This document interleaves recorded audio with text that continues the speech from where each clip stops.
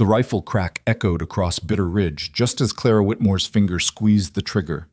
Blood bloomed across the hired gun's shoulder, and he stumbled backward, straight toward the cliff edge where 10,000 pounds of loose rock waited to fall. Behind her, Wyatt Mercer collapsed against the cabin wall, clutching his side where a bullet had torn through. She had one shot left. One chance. And somewhere down that mountain pass, the man who'd stolen everything from her mother was climbing closer, flanked by killers who wouldn't stop until she was dead or dragged back east in chains. But I'm done running. If you want to see how a woman who was told she was too much, her entire life became the only thing standing between justice and destruction, stay with me until the end. Hit that like button and drop a comment telling me what city you're watching from. I want to see how far Clara's story travels across the world.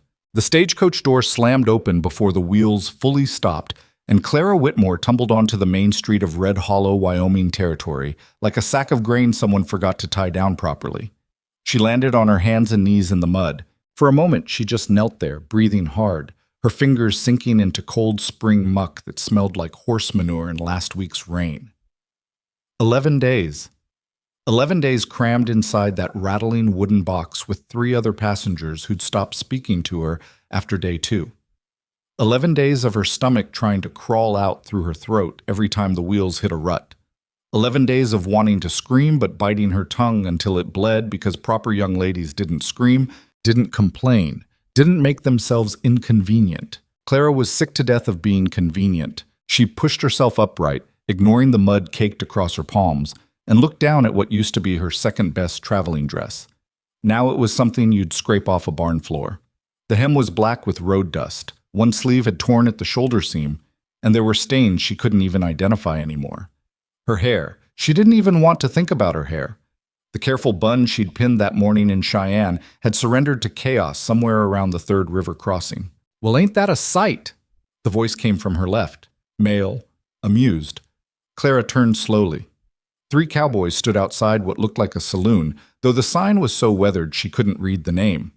The one who'd spoken was tall, maybe 30, with a face that might have been handsome if he bothered to wash it. He held a bottle of whiskey loose in one hand. His friends flanked him like bookends, one short and wiry, the other built like a barn door. "You lose a fight with that stagecoach, darlin'?" the tall one continued. He took a swig from the bottle. "Or did you just roll here from the nearest hog pen?" The short one snickered. The barn door just stared. Clara felt something cold slide down her spine. Not fear. She'd left fear back in Philadelphia, packed away with all the other useless things she'd carried for 23 years. This was something sharper, cleaner. Anger. "I'm fine, thank you," she said. Her voice came out steady. "Good. Just had a long journey, I'll say." The tall cowboy nudged his friend. "Look at her, boys. Like something the cat dragged in and the dog wouldn't eat." More laughter. Across the street, other people were starting to notice. An older woman in a faded blue dress paused on the boardwalk. A shopkeeper stepped out of his store. 2 men loading a wagon stopped to watch. Nobody moved to help. Nobody told the cowboys to shut their mouths. They just watched. That was worse somehow. The watching. Clara had been watched her whole life. Watched when she spoke too loudly at her mother's funeral. Watched when she refused to smile at Mr. Blackwell's dinner parties. Watched when she asked questions no proper lady should ask.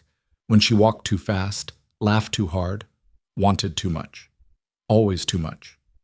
The tall cowboy took another drink, then wiped his mouth with the back of his hand. "You one of them mail-order brides? 'Cause if you are, sweetheart, somebody's gonna want a refund." That did it. Clara didn't think.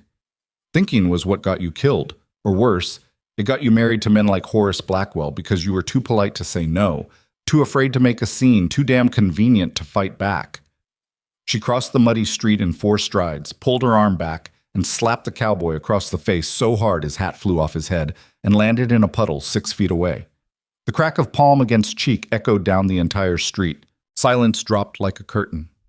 The cowboy's head had snapped to the side. Now it swung back slowly. Very slowly. A red handprint bloomed across his left cheek. His eyes, previously glazed with whiskey, sharpened into something that made Clara's stomach drop. "You just hit me," he said quietly. "Yes," Clara's hand throbbed. "I did. You realize what happens to women who hit men out here. I imagine you're about to tell me. His hand moved toward his belt, toward the gun strapped there. Clara didn't move. She wanted to. Every nerve in her body screamed at her to run, to apologize, to become small and apologetic and convenient again. But she'd spent the last 11 days running from Philadelphia, from Blackwell, from the life that had tried to crush her into dust. She was done running. If he shot her, at least she'd die standing up. The cowboy's fingers touched the gun handle. That's far enough, Cass. The new voice was quiet, almost lazy, but it cut through the tension like a knife through silk. Everyone turned.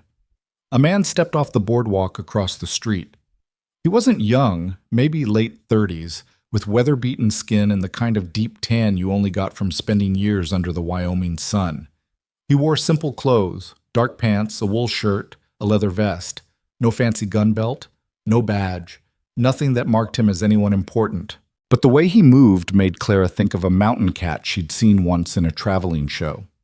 Slow, patient, absolutely lethal if you made the wrong move. The cowboy, Cass, turned slightly. This ain't your business, Mercer. Maybe not. The man called Mercer stopped about 10 feet away. But I'm making it my business anyway. She hit me. I noticed. You just gonna let her get away with that? Mercer looked at Clara for the first time. His eyes were gray. Not the soft gray of morning fog, but the hard gray of stone. They studied her face for maybe 3 seconds. That was all. Then he looked back at Cass. Seems to me you said something that deserved hitting, Mercer said. Now you can let it go, or we can take this further. Your choice. Cass's jaw worked like he was chewing something tough. You defending her. I'm telling you to walk away. Why? She your woman? The pause that followed was maybe 2 heartbeats long, but in that silence, Clara saw Mercer's expression shift. Not much, just the tiniest change around his eyes, like he'd just made a decision that would change everything. Yes, Mercer said. She is. Clara's breath caught. Cass frowned. Since when? Since I married her. Mercer said it like he was commenting on the weather. Calm, factual, completely insane. The entire street seemed to lean forward.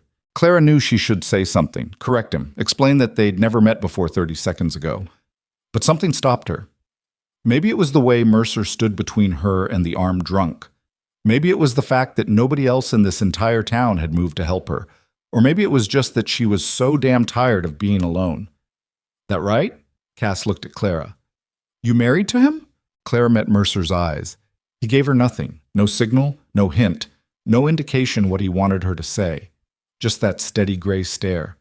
But underneath it, she saw something. Not pity, not lust. Something quieter. Recognition. Like he knew exactly what it felt like to be cornered. Yes, Clara heard herself say. Yes, I am. Cass's face went through several expressions. Confusion, anger, disbelief. Finally, he settled on a sneer. When'd this happen? Month ago, Mercer said. Back east. She just arrived. Funny. Don't recall you mentioning a wife. Don't recall asking your permission. The two men stared at each other. Clara could feel violence hanging in the air like humidity before a storm. Her hand drifted toward her bag. Not that she had any weapon. Just instinct. The need to have something, anything, to defend herself with. Finally, Cass spat into the mud. Fine. But you keep her on a shorter leash, Mercer. Next time she hits me, I won't be so charitable. He turned and stalked back into the saloon. His two friends followed. The barn door cast one last look over his shoulder, but then he was gone too. The street slowly came back to life. The woman in blue hurried away. The shopkeeper retreated inside. The wagon loaders went back to loading. Within a minute, it was like nothing had happened, except Clara was still standing in the mud, staring at the stranger who'd just claimed to be her husband. Mercer bent down and picked up Cass's hat. He studied it for a moment, then tossed it onto the saloon porch. Then he walked over to Clara. Up close, she could see the lines around his eyes, the silver threading through his dark hair, the old scar that ran along his jawline. He smelled like pine and leather and wood smoke. You always hit first and think later? He asked. Only when necessary. And that was necessary? He insulted me. People insult each other all the time out here. Most don't resort to violence. Clara lifted her chin. Maybe they should. Something that might have been a smile tugged at the corner of his mouth. Maybe. You got a name? Clara Whitmore. Wyatt Mercer. He glanced down the street. You really a mail-order bride? No. Yes, sort of. Clara rubbed her forehead. I answered an advertisement for a wife, placed by someone in Wyoming territory.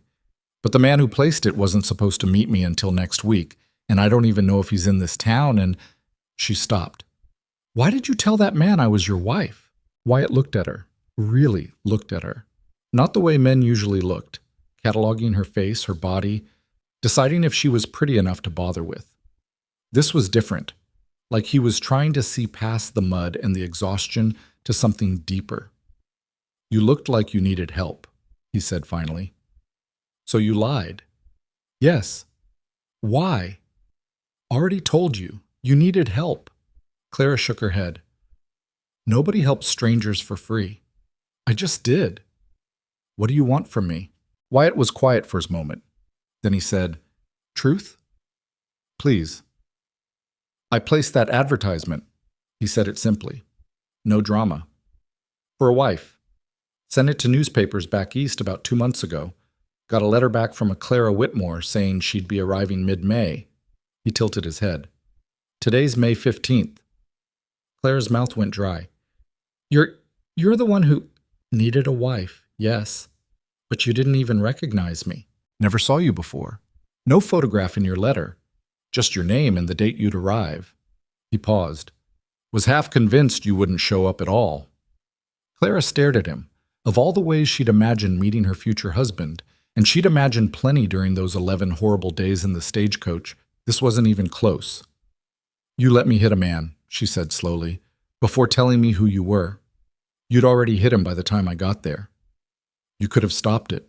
Could have. Wyatt's gray eyes held hers. Didn't want to. Why not? Cass Donnelly's a drunk and a bully. Somebody needed to hit him. Glad it was you. Despite everything, the mud, the exhaustion, the insanity of the last 5 minutes, Clara felt something warm uncurl in her chest.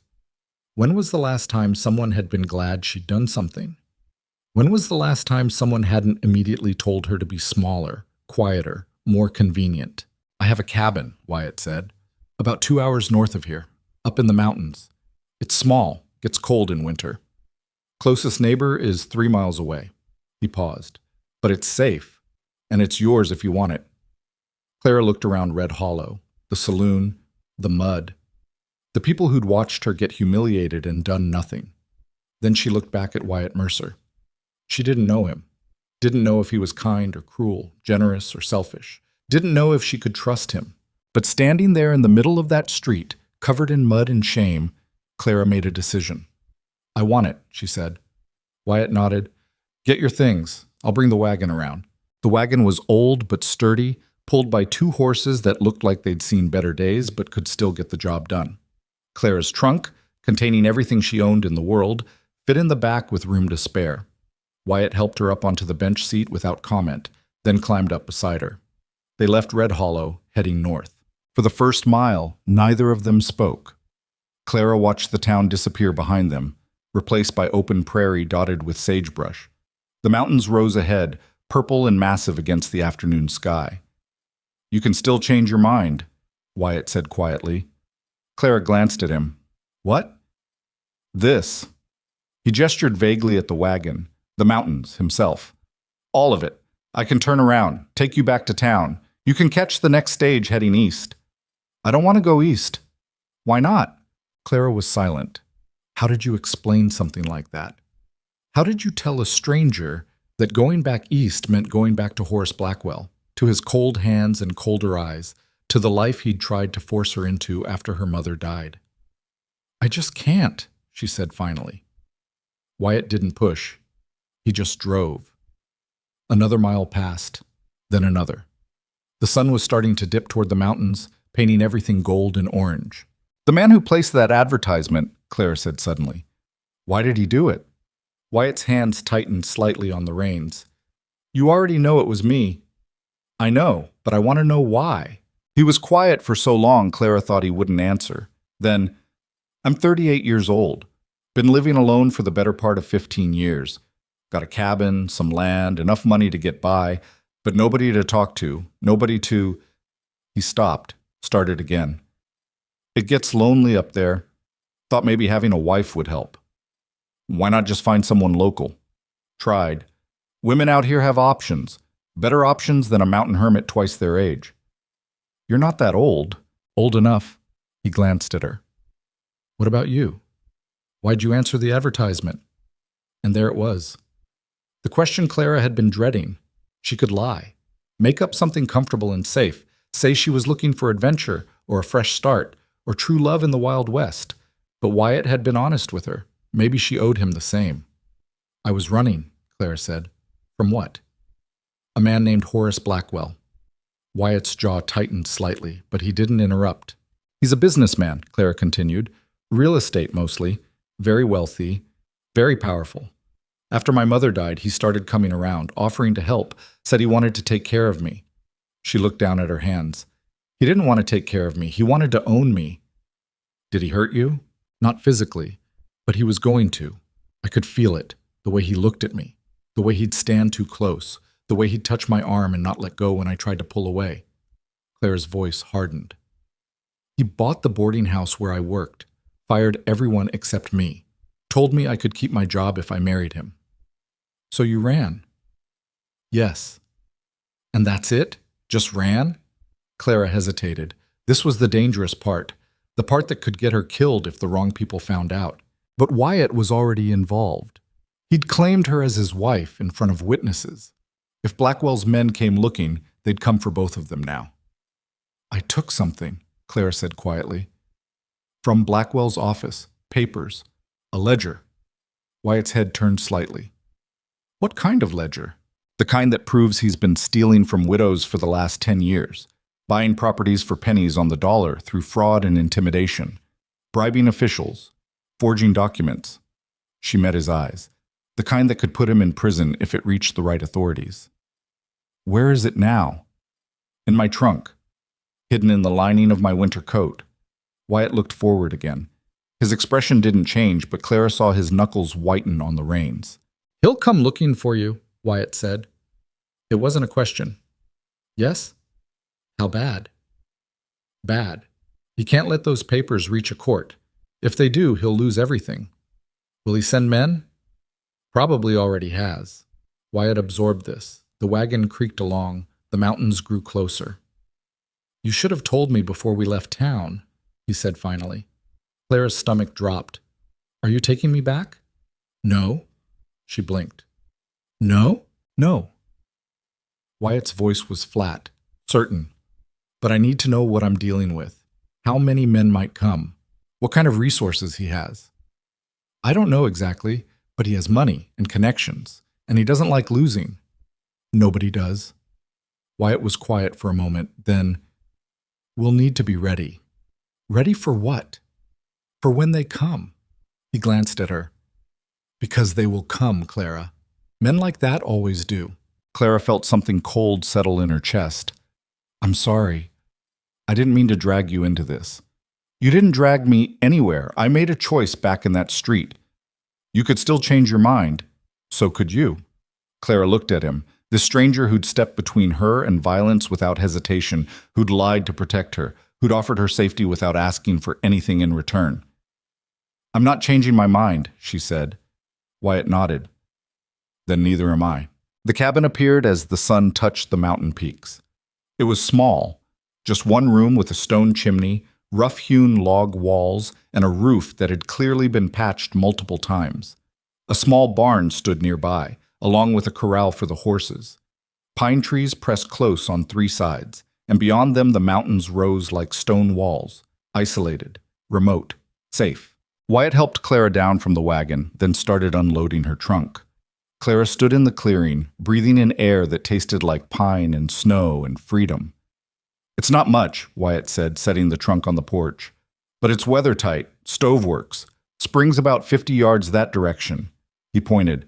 Outhouse behind the barn. Clara turned slowly, taking it all in. The cabin was rough, yes, primitive compared to the Philadelphia boarding house. But it was clean, well-maintained, the kind of place built by someone who cared about doing things right. It's perfect, she said. Wyatt looked at her like he wasn't sure if she meant it. You haven't seen inside yet. Don't need to. He opened the door anyway. Clara followed him in. The interior was simple. A bed in one corner, a small table with 2 chairs, a trunk that probably held Wyatt's clothes, shelves with supplies, and a cast-iron stove that dominated the far wall. No decoration, no softness. But everything had its place. A bachelor's cabin, built for survival, not comfort. I'll sleep in the barn, Wyatt said, until we figure things out. Clara turned to him. We're supposed to be married. Supposed to be, aren't actually. The whole town thinks we are. The town doesn't need to know what happens inside these walls. Clara studied him. You're being very careful with me. You just escaped from a man who wanted to own you. Last thing you need is another man making demands. You're not like him. You don't know that. Yes, Clara said firmly. I do. Wyatt looked uncomfortable. I'll get your trunk. He left. Clara heard him on the porch, dragging the trunk inside. She moved to the small window and looked out at the mountains turning purple in the fading light. She'd done it. Actually done it. Traveled 2,000 miles. Escaped Blackwell. Found a place where maybe, possibly, she could start over. But even as relief washed through her, Clara felt something else stirring. Unease. Because Wyatt was right. Men like Blackwell didn't stop. They didn't forgive. They hunted until they found what they'd lost. And Clara had taken something Blackwell valued more than money, more than property, more than anything else in his cold, calculated world. She'd taken his power. The trunk scraped across the floor as Wyatt dragged it inside. Need help unpacking? He asked. I can manage. All right, I'll get a fire started. Gets cold up here after sundown. He moved to the stove, opening it and laying kindling. Clara watched his hands work, steady, efficient, practiced. These were hands that knew how to survive. The question was, would they know how to fight? Because Clara was increasingly certain that's what this would come to. Not someday. Not eventually. Soon. Wyatt, she said. He looked up from the stove. Do you know how to use a gun? His eyes met hers. Yes. How well? Well enough. He studied her face. Why? Because when Blackwell's men come, I don't want to hide. I want to fight. Wyatt was quiet for a long moment. Then he said, You ever fired a gun before? No. Ever killed anything? No. You think you can? Clara thought about Blackwell's hands on her arms, his breath on her neck, the way he'd smiled when he trapped her in that office and told her she had no choice, no options, nowhere to run. Yes, she said. I think I can. Wyatt nodded slowly. Then he stood, crossed to his trunk, and pulled out a rifle. It was older but well-maintained, the metal dark and oiled. He held it out to her. Tomorrow morning, I'll teach you. Clara took the rifle. It was heavier than she expected, the wood worn smooth from years of use. Why are you helping me? She asked quietly. Wyatt met her eyes. Because I've been alone a long time, and I'm tired of watching people get hurt by men who think power gives them the right to do whatever they want. Is that all? He hesitated, then, You remind me of someone. Who? Myself, about 15 years ago, before I came to these mountains. He turned back to the stove. I was running too. Clara wanted to ask more, who he'd been running from, what had happened, why he'd chosen to hide in these mountains instead of fight. But something in the set of his shoulders told her those answers wouldn't come tonight. Maybe not ever. Get some rest, Wyatt said, striking a match and lighting the kindling. Tomorrow's going to be a long day. Clara set the rifle down carefully, then moved to her trunk and began unpacking. A few dresses, some undergarments, her mother's Bible. Not that she read it much anymore. And at the bottom, wrapped in the lining of her winter coat, the pages that could destroy Horace Blackwell. She touched them briefly, feeling the crackle of paper through the fabric. Then she closed the trunk and turned away. Outside, the mountains swallowed the last of the daylight. Inside, the fire began to catch, throwing shadows across the cabin walls. And in the space between Clara and Wyatt, between the woman running from her past and the man hiding from his, something new began to take shape.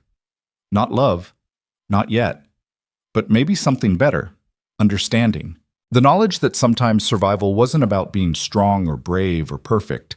Sometimes it was just about finding another person who looked at you and said, "Yes, I see you, and I'm willing to stand beside you when the darkness comes." Clara pulled her mother's shawl tighter around her shoulders and watched the fire grow stronger. Tomorrow, she would learn to shoot. Tomorrow, she would start becoming someone new. But tonight, for the first time in months, Clara Whitmore allowed herself to believe that maybe, just maybe, she was going to survive this. And more than that, she was going to win. The mountain settled into silence around the small cabin. Inside, the fire crackled. Outside, somewhere in the darkness, an owl called out to the night. And 2,000 miles away, in a Philadelphia office that smelled of cigars and old money, Horace Blackwell stared at the empty place where his ledger should have been and smiled. Because he knew something Clara didn't know yet. He knew exactly where she'd gone, and he was already on his way. Clara woke to the sound of an axe biting into wood. For a moment, she didn't know where she was. The ceiling above her was rough timber instead of cracked plaster. The air smelled like pine and smoke instead of coal dust and unwashed bodies. Then memory rushed back. The stagecoach, the slap, Wyatt Mercer claiming her as his wife in front of the entire town. She sat up. Wyatt's side of the cabin was empty, the blanket he'd used folded neatly on the floor near the stove. Through the window, she could see him outside, splitting logs with methodical precision. Each swing of the axe was controlled, efficient. No wasted motion. Clara pushed off the blanket and stood, her body protesting every movement.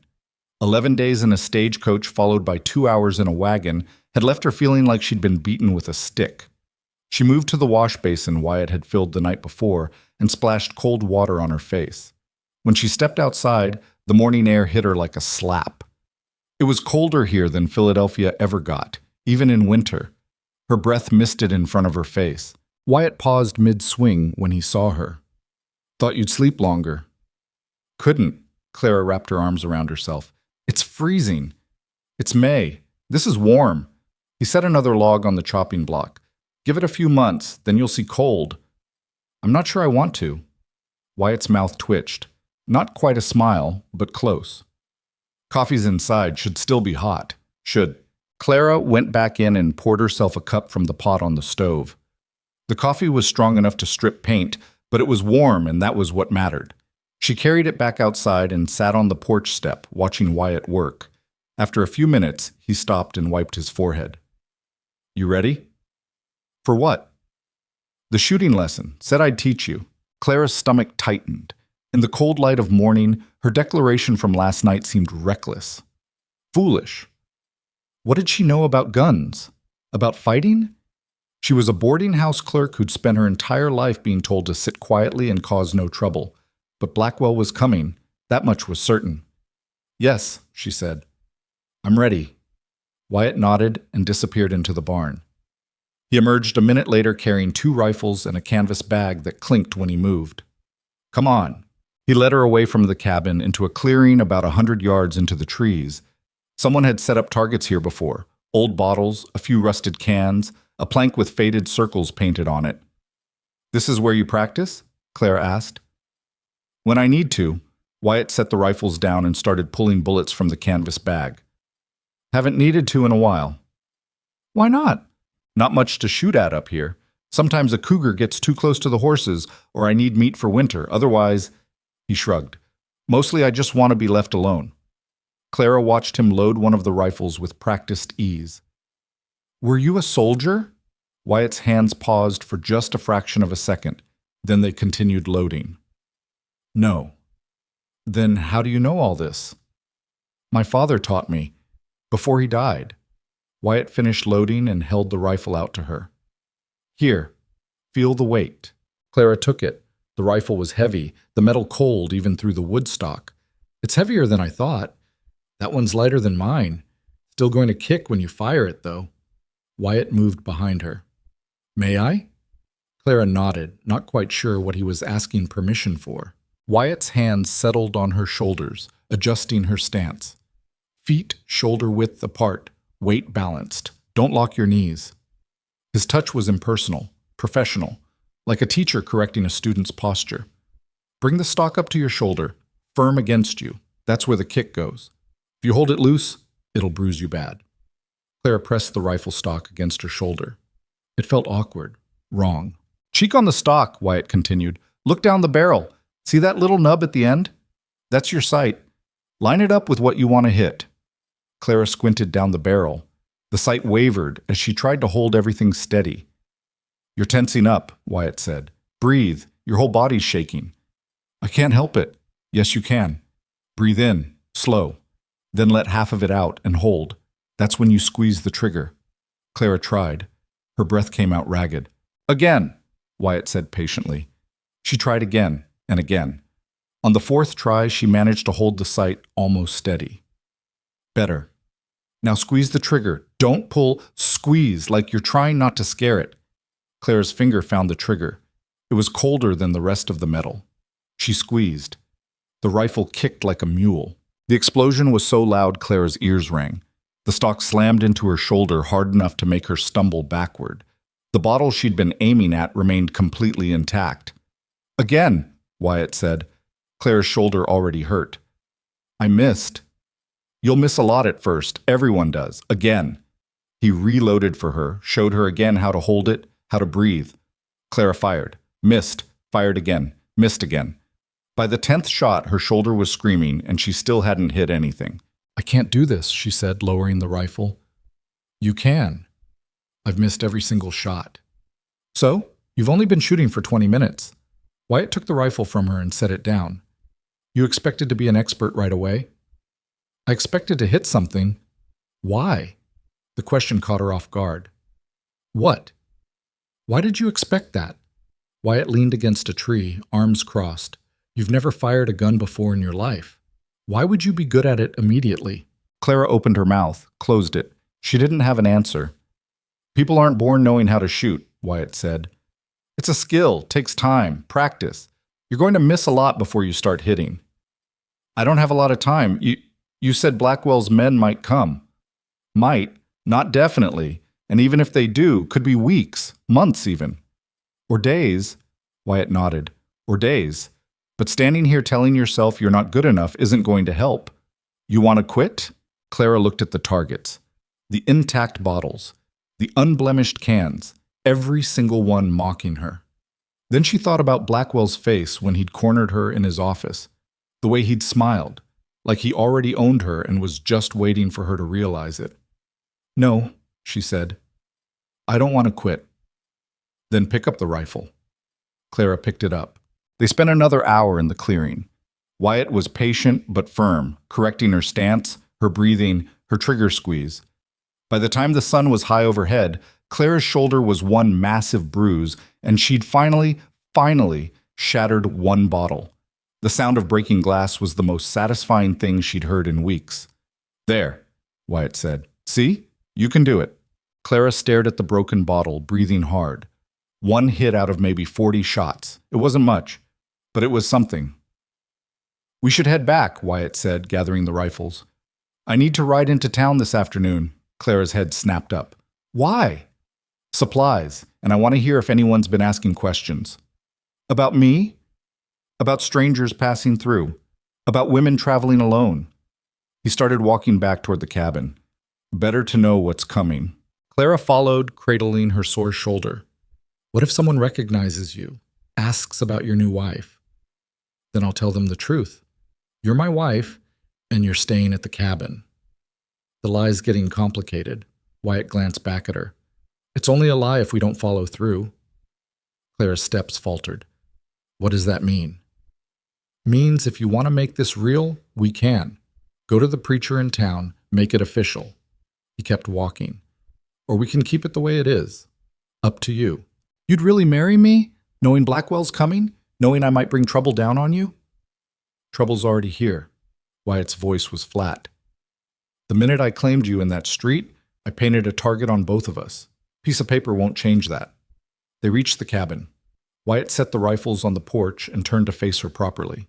I'm not asking you to decide right now, he said. Just think about it. Out here, being married gives you protection, rights.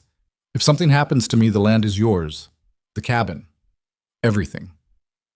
Nothing's going to happen to you. You don't know that. Clara studied his face. There was something in his eyes, not fear exactly, but a kind of weary acceptance, like he'd already made peace with whatever was coming. What happened to you? She asked quietly. Before you came here? Wyatt was silent for a long moment. Then he said, "Same thing that happened to you. Someone with power decided they wanted something I had. When I said no, they tried to take it anyway. What did they want? My family's land, down in Texas." His jaw tightened. "My father fought them, lost. They killed him for it." Clara's breath caught. "And you?" "I ran, like a coward." The words came out bitter. "Came up here, built this cabin, told myself I'd left all that behind." "You were protecting yourself. That's not cowardice." "Felt like it." Wyatt looked at the mountains. "Still does most days, but I'm done running. If Blackwell's men come here, I'm not leaving, and I'm not letting them take you." Claire felt something shift in her chest. This man, this stranger who'd stepped between her and violence without hesitation, was offering her something she'd never had before. A choice. Not safety, exactly. He wasn't promising to protect her from everything, but he was promising to stand beside her when the darkness came. To fight instead of run. "I'll think about it," Clara said. "The marriage." Wyatt nodded. "That's all I'm asking." He headed toward the barn to saddle his horse. Clara stood on the porch, watching him go, and wondered what kind of man offered marriage not out of love or lust or loneliness, but out of simple, stubborn defiance. The kind of man who'd already lost everything once and refused to lose anything ever again. That's what kind. Wyatt rode out an hour later, leaving Clara alone at the cabin for the first time. She spent the afternoon unpacking properly, arranging her few belongings on the shelves Wyatt had cleared for her. It felt strange, marking territory in someone else's space, but also right somehow. By late afternoon, her shoulder hurt so badly she could barely lift her arm. She made herself move it anyway, refusing to let it stiffen. Back in Philadelphia, one of the other boarding house girls had told her that was the trick. Keep moving, even when it hurts, or you'll seize up completely. She was sitting on the porch trying to mend a tear in one of her dresses when she heard hoofbeats. Clara's hand went instinctively to her side, but of course she had no weapon. The rifles were inside. She stood slowly, positioning herself where she could bolt for the door if necessary. But the rider who emerged from the trees wasn't one of Blackwell's men. It was a woman, maybe 50, with iron gray hair and a face weathered by decades of frontier living. She rode astride like a man, wearing practical canvas pants and a wool coat. "You must be the new wife," the woman called out, reining in her horse about 20 feet away. Clara didn't move. "Who are you?" "Sarah Brennan. Live about 3 miles east of here." The woman dismounted with the ease of someone who'd spent half her life on horseback. "Saw Wyatt in town earlier. He mentioned you'd arrived." "Did he?" Sarah smiled. It transformed her whole face. "Don't look so suspicious. I'm not here to cause trouble. Just wanted to meet the woman who finally got Wyatt Mercer to settle down." Clara relaxed slightly. "I'm Clara." "I know. Wyatt told me." Sarah tied her horse to the porch rail and pulled a cloth-wrapped bundle from her saddlebag. "Brought you some bread. Figured you probably haven't had time to bake yet." The smell hit Clara before she could respond. Fresh bread, still warm. Her stomach growled audibly. Sarah laughed. "When's the last time you ate?" "This morning. Coffee." "Coffee's not food." Sarah pushed the bundle into Clara's hands. "Eat. I'll put some water on for tea." Before Clara could protest, Sarah had swept past her into the cabin like she owned the place. Clara followed, clutching the bread. "Wyatt keeps his place clean. I'll give him that," Sarah said, moving around the small space with practiced efficiency. She found the kettle, filled it from the water bucket, and set it on the stove. Some bachelors live like animals, but Wyatt, he always did have standards. Clara tore off a piece of bread and ate it. The taste exploded across her tongue. Yeast and salt and something slightly sweet. It was the best thing she'd eaten in days. "How long have you known him?" Clara asked. 10 years, give or take. My husband and I moved here about 5 years after Wyatt built this cabin." Sarah found the tea tin and measured out leaves. "Wyatt helped us when we first arrived. Taught my husband how to survive the winters. Never asked for anything in return." He seems like that kind of man. He is. Sarah turned, leaning against the counter. Her eyes were sharp, assessing. Which is why I'm here. Clara stopped eating. I don't understand. The whole town's talking about what happened yesterday. About you slapping Cass Donnelly. About Wyatt claiming you're his wife. Sarah's gaze didn't waver. Some people think it's romantic, others think it's suspicious. And you? I think, Sarah said slowly, that you showed up out of nowhere, married to a man who's been alone for 15 years, and something about this whole situation doesn't add up. Clara set down the bread. What are you asking me? I'm asking if you're going to hurt him. The directness of it caught Clara off guard. No, I'm not. Because Wyatt's a good man, Sarah continued, one of the best I've ever known. He's been through enough. If you're using him, if you're going to take what he's offering and then disappear when something better comes along, I'm not using him. Clara's voice came out harder than she intended. I answered his advertisement in good faith. I came here to start over, to... She stopped. How much should she say? Sarah waited. Clara made a decision. If Sarah was Wyatt's friend, she deserved at least part of the truth. I'm running from someone, Clara said. Back east. A man who wanted things from me I wasn't willing to give. Wyatt knows. I told him last night. And he's helping you anyway. Yes.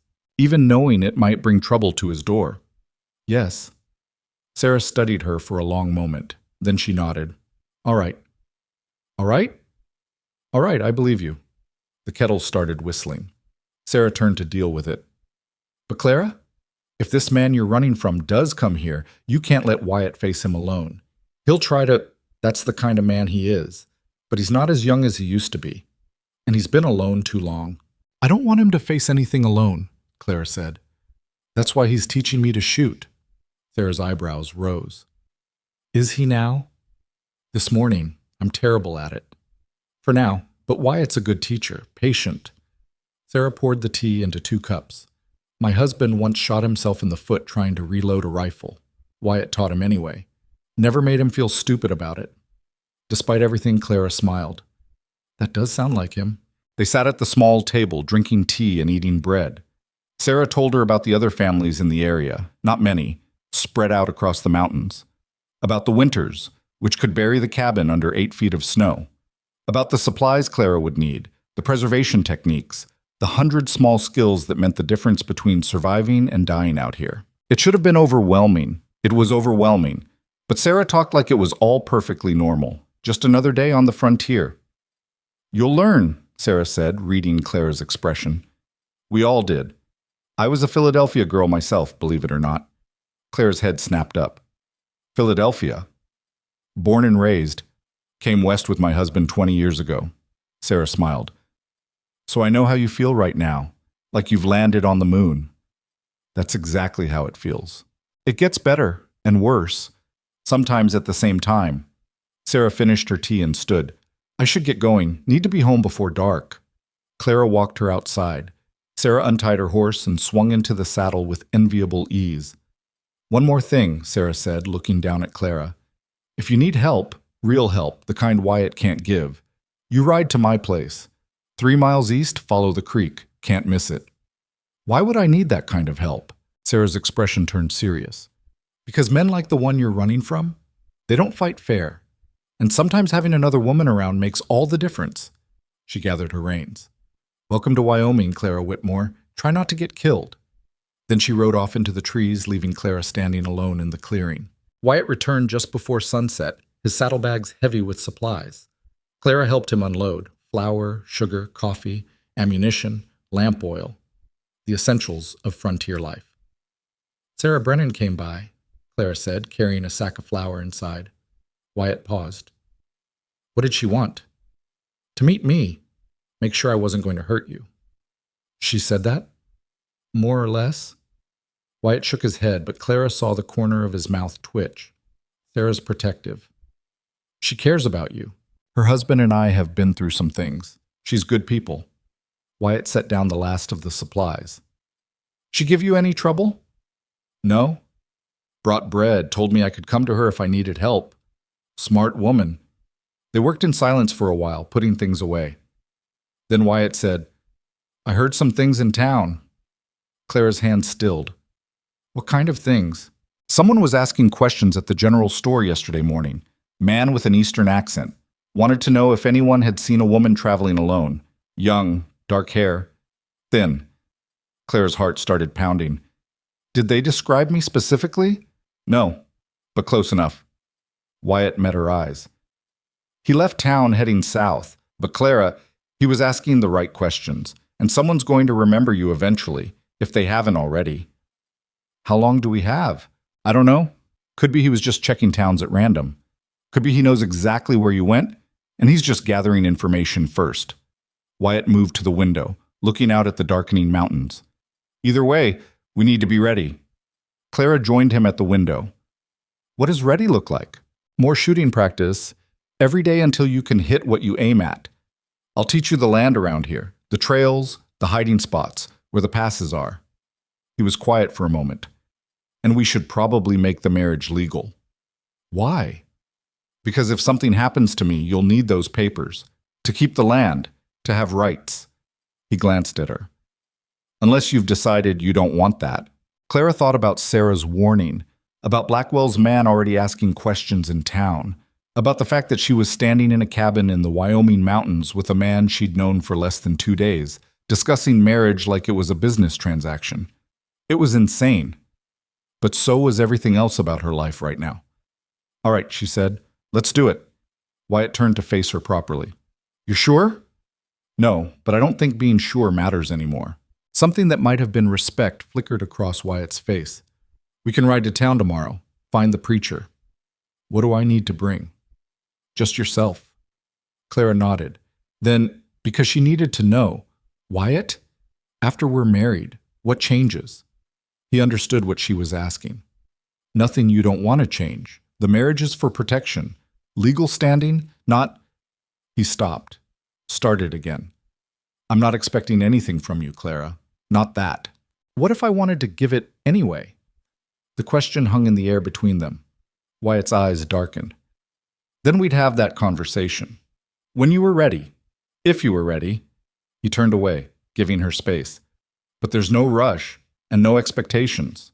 Clara watched him move around the cabin, lighting lamps against the gathering darkness. This man who'd offered her safety without asking for anything in return, who taught her to shoot without mocking her failures, who'd claimed her as his wife to protect her from violence, and was now offering to make it legal without demanding the rights that would normally come with it. She didn't love him, didn't know if she could love anyone after everything Blackwell had done, but she trusted him. And out here, in these mountains, that might be worth more than love anyway.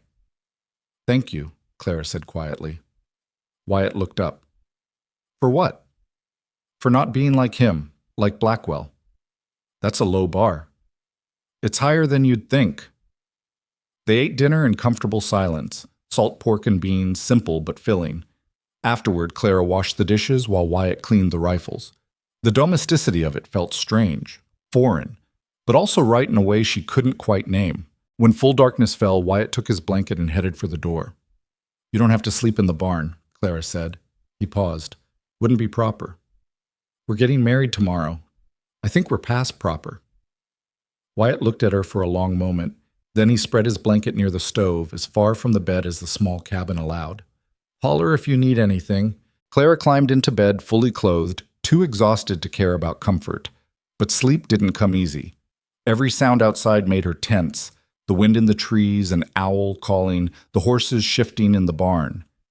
He's not coming tonight, Wyatt's voice came from the darkness. Clara turned toward where he lay. How do you know? Because if he knew where you were, he'd have already sent men. The fact that he's still asking questions means he's guessing, searching. But he'll find me eventually. Probably. Wyatt was quiet for a moment. But by then you'll know how to shoot. And I'll know your mind to protect. Makes a difference, that. Does it? Yes. Because right now you're a stranger I helped. A woman who needed protection. His voice was steady in the dark. Tomorrow, after we're married, you'll be my wife, and I don't let anyone hurt what's mine. Clara heard the steel beneath his words, the promise, the threat to anyone who tried. Good night, Wyatt, she said. Good night, Clara. She closed her eyes, and this time, finally, sleep came. In the darkness, Wyatt lay awake for another hour, listening to Clara's breathing, even out. He told her the truth. Blackwell wasn't coming tonight, but that didn't mean he wasn't coming. And when he did, Wyatt would be ready. Because Clara was right about one thing. He wasn't like Blackwell. He didn't take what he wanted through force or manipulation. But that didn't mean he wouldn't fight. It just meant he'd fight for the right reasons. The wind picked up outside, rattling the shutters. Wyatt closed his eyes and started making plans. Where to position themselves if men came. Which routes to watch. How to defend the cabin if it came to that. And somewhere in the back of his mind, a small voice whispered that maybe this was what he'd been waiting for all these lonely years. Not just a wife, not just company, but a reason to stop hiding, a reason to fight back. He fell asleep still planning, still preparing, still believing that somehow they might actually survive this. They rode into Red Hollow at mid-morning, the sun already hot enough to make Clara sweat under her best dress. Wyatt had been quiet the entire ride, his jaw tight, eyes scanning the tree line like he expected trouble to come riding out of the pines at any moment. Clara's hands ached from gripping the saddle horn too hard. She'd only ridden a horse twice in her life, both times on carefully supervised trails back east with other ladies. This was different. The horse moved under her with a will of its own, and every time it stumbled over a rock, her stomach lurched. "Almost there," Wyatt said, the first words he'd spoken in an hour. The town looked different in daylight, smaller, meaner. The false-fronted buildings seemed ready to collapse at any moment, and the main street was empty except for a few horses tied outside the saloon where Clara had slapped Cass Donnelly. Was that really only 2 days ago? It felt like a lifetime. Wyatt helped her dismount outside a small white building with a crooked cross nailed above the door. The preacher's house, Clara realized. Her heart started hammering. "You can still change your mind," Wyatt said quietly. Clara looked at him, really looked at him. This man who'd offered her protection without asking for anything in return, who'd taught her to shoot without mocking her, who'd spent last night sleeping on the hard floor so she could have the bed. "I'm not changing my mind," she said. Wyatt nodded and knocked on the door. The man who answered was older than Clara expected, maybe 70, with thin white hair and eyes that had seen too much. He looked at Wyatt, then at Clara, then back at Wyatt. "Wyatt Mercer," he said. "Didn't expect to see you in town again so soon." "Reverend Cobb, need a favor." "I gathered." Cobb's eyes settled on Clara. "This the woman who slapped Cass Donnelly?" "News travels fast," Clara said. "Small town. Not much else to talk about." He stepped back from the door. "Come in." The interior was sparse. A table, 2 chairs, a small stove, shelves packed with books. Cobb gestured for them to sit, but Wyatt remained standing. "We need to get married," Wyatt said. "Today.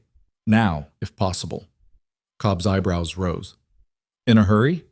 "Yes." "Any particular reason?" "Does there need to be one?" Cobb studied them both for a long moment. Then he sighed and pulled a book from one of the shelves. "I'll need witnesses, and you'll need to sign the certificate." "Can you find witnesses?" "I can try.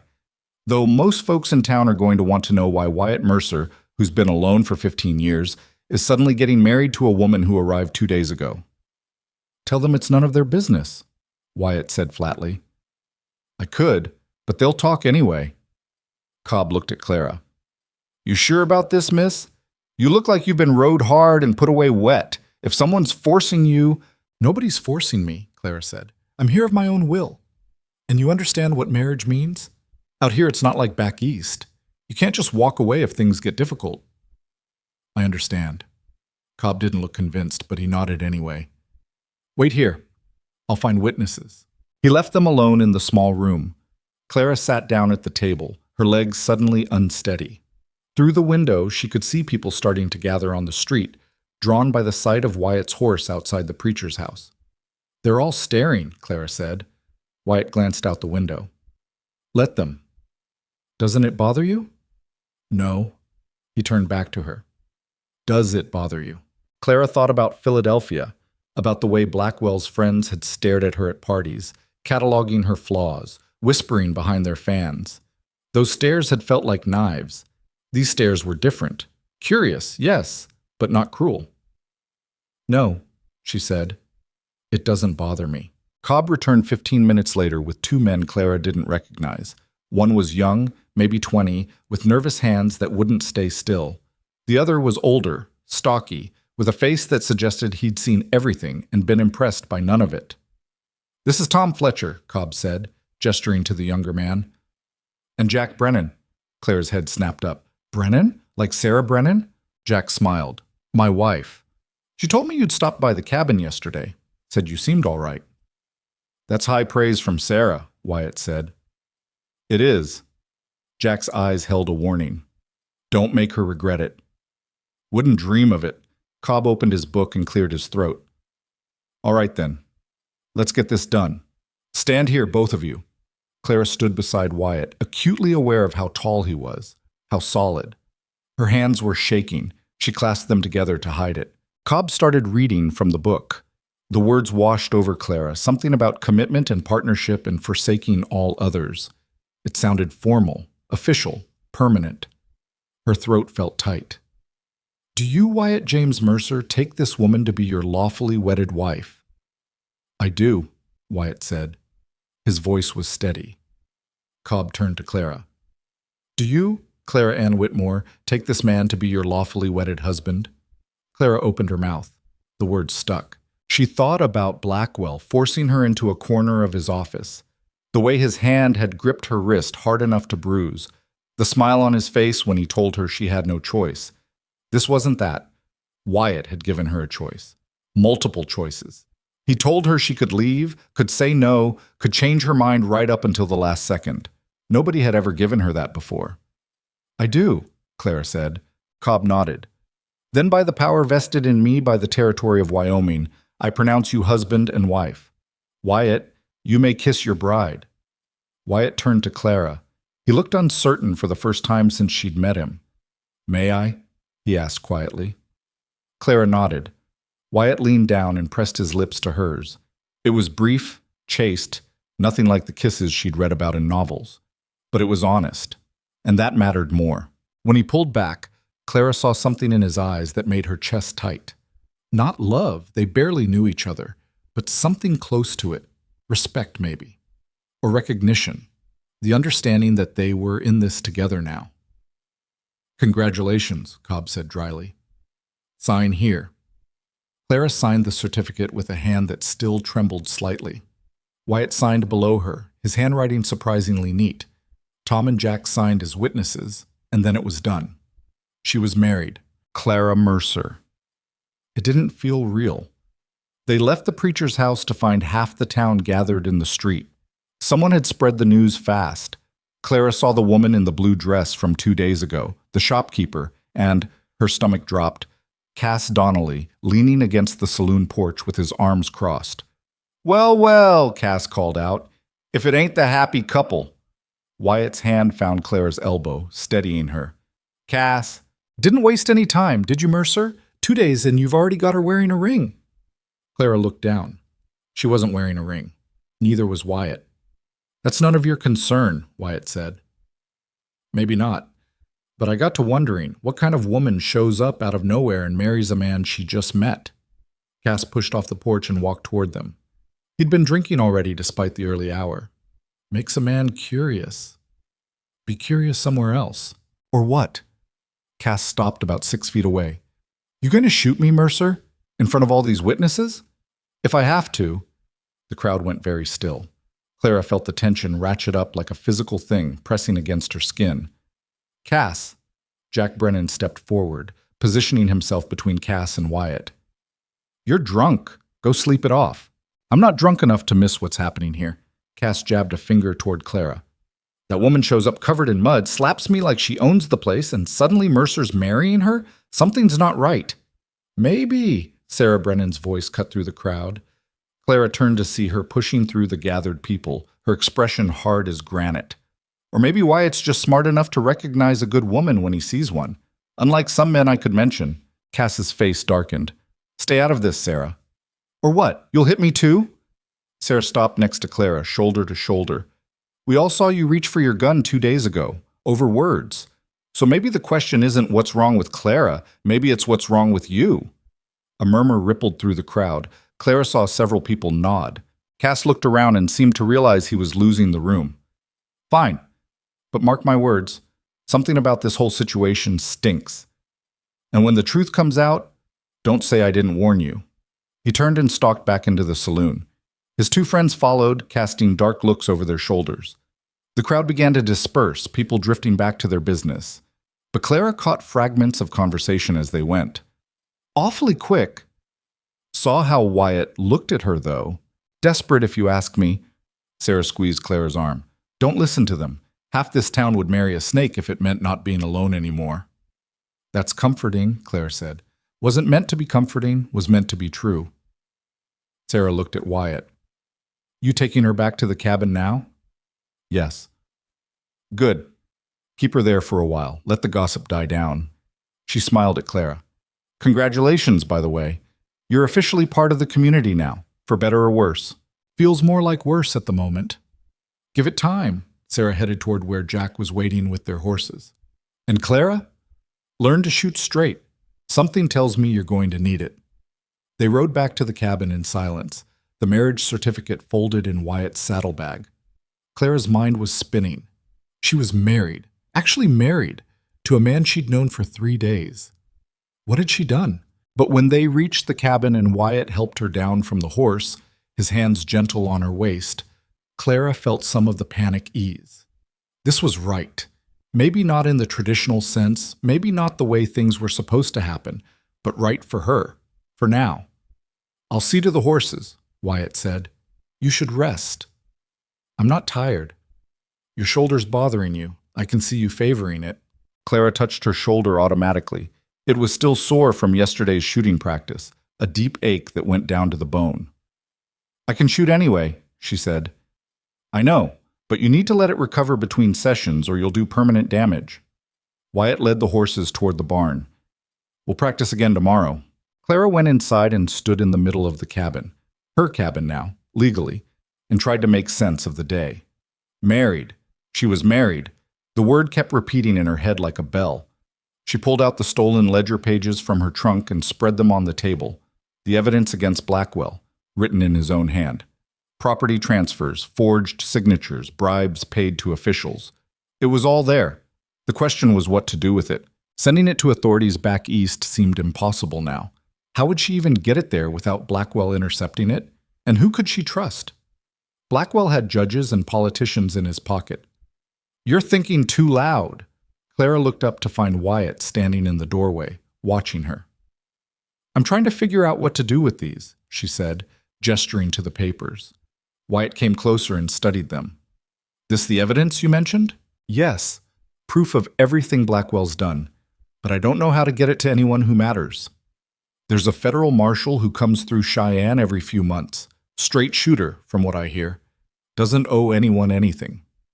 You think he'd listen? Maybe. If we can get the papers to him. Wyatt looked at her. But Clara, the minute you do that, Blackwell will know exactly where you are. Right now he's guessing, searching. If you file charges, you'll be painting a target on your back. The target's already there. Bigger target, then?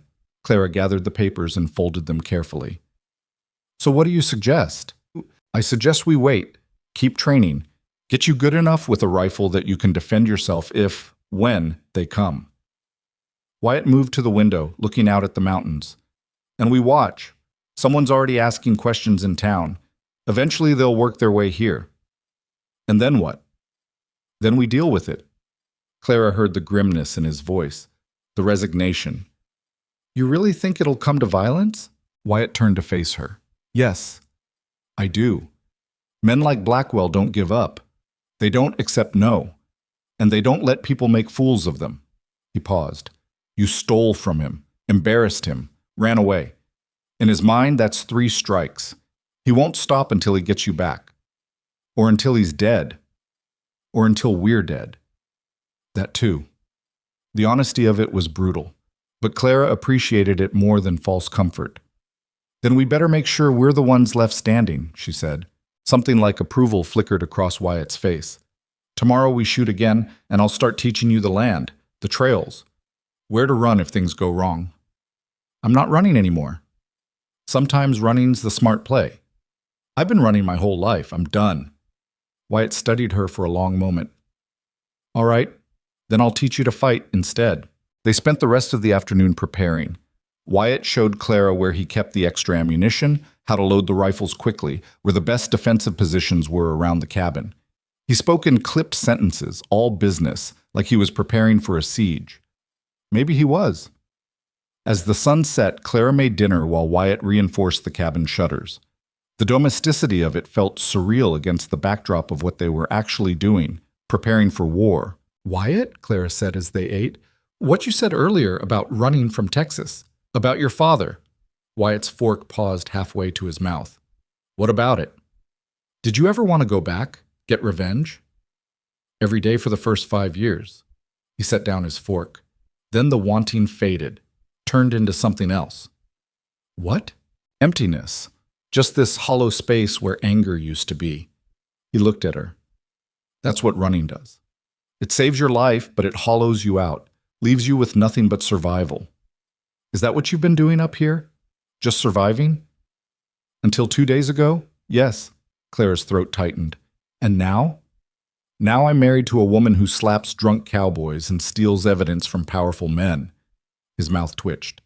Now I've got something worth fighting for again. They finished dinner in comfortable silence. Clara washed the dishes while Wyatt cleaned the rifles. Again. She was starting to realize he did that when he was nervous. His hands needed something to do. I'll take the floor again, Wyatt said when full darkness fell. You don't have to. We're married now. Still doesn't feel right. Clara wanted to argue, but the truth was she wasn't ready either. The marriage certificate made it legal, but it didn't erase the trauma Blackwell had left behind. The way her skin crawled when men stood too close. The panic that rose in her throat when she felt trapped.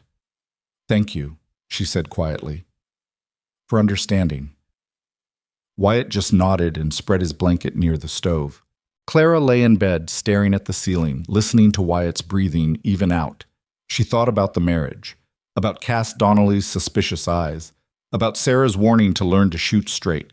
Mostly, she thought about Blackwell, somewhere out there in the darkness, getting closer. She must have slept eventually because she woke to Wyatt shaking her shoulder, his hand over her mouth. Don't scream, he whispered. Someone's outside. Clara's heart slammed against her ribs. She nodded, and Wyatt removed his hand. How many? She whispered.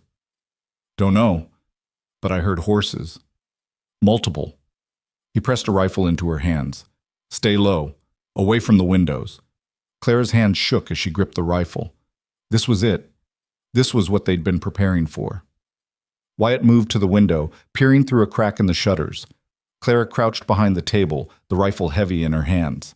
A knock came at the door, loud, authoritative. Wyatt Mercer, open up. Clara didn't recognize the voice. Wyatt's shoulders tensed. It's Jack Brennan, Wyatt said quietly. Then louder. What's wrong? Need to talk, now. Wyatt opened the door part way, rifle in hand.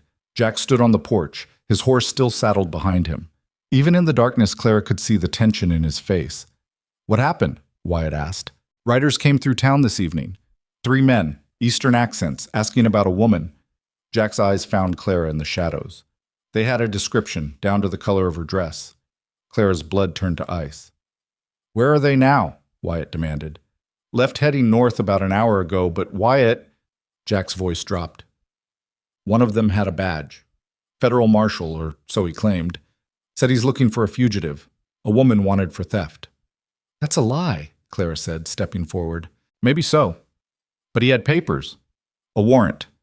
Jack looked at Wyatt. They're coming here. Maybe not tonight, but soon. You need to decide what you're going to do. Wyatt's jaw tightened. I'm going to protect my wife. Even if that means shooting a federal officer? He's not a federal officer. He's one of Blackwell's men with a fake badge. You know that. I know that. But the law won't see it that way. Jack's expression was grim. If you shoot him, Wyatt, you'll be a wanted man. They'll hunt you both. Then what do you suggest? Run. Tonight. Head deeper into the mountains. There are places up there they'll never find you. I'm not running, Wyatt said flatly. Then you're going to die. The words hung in the cold night air. Clara felt them sink into her bones. Let them come, Wyatt said. We'll be ready. Jack looked like he wanted to argue, but something in Wyatt's expression stopped him. He sighed. Sarah's going to kill me for this, but if you need help, you know where to find us. I know. Thank you for the warning. Jack mounted his horse and rode off into the darkness. Wyatt closed the door and locked it, though Clara doubted a lock would stop determined men with guns. We need to move the horses, Wyatt said. Put them in the trees behind the barn. If they come at dawn, I don't want them boxed in. Clara set down the rifle and helped him. They worked quickly, quietly, leading the horses into the forest and tying them where they couldn't be seen from the cabin. The whole time Clara's mind raced. 3 men, with a federal warrant, coming here. When they returned to the cabin, Wyatt barricaded the door with the heavy table. Then he positioned both rifles near the windows, along with extra ammunition. You remember what I taught you? He asked. Breathe, aim, squeeze. And if something happens to me, nothing's going to happen to you. Clara! Wyatt gripped her shoulders, forcing her to look at him. If something happens to me, you run. Straight to Sarah and Jack's place. They'll help you. Don't try to be a hero. I'm not leaving you. You will if I tell you to. Clara jerked away from his grip. You can't order me around. We're supposed to be partners. Partners keep each other alive. Exactly. So stop talking like you're already dead. Clara picked up one of the rifles and checked the ammunition.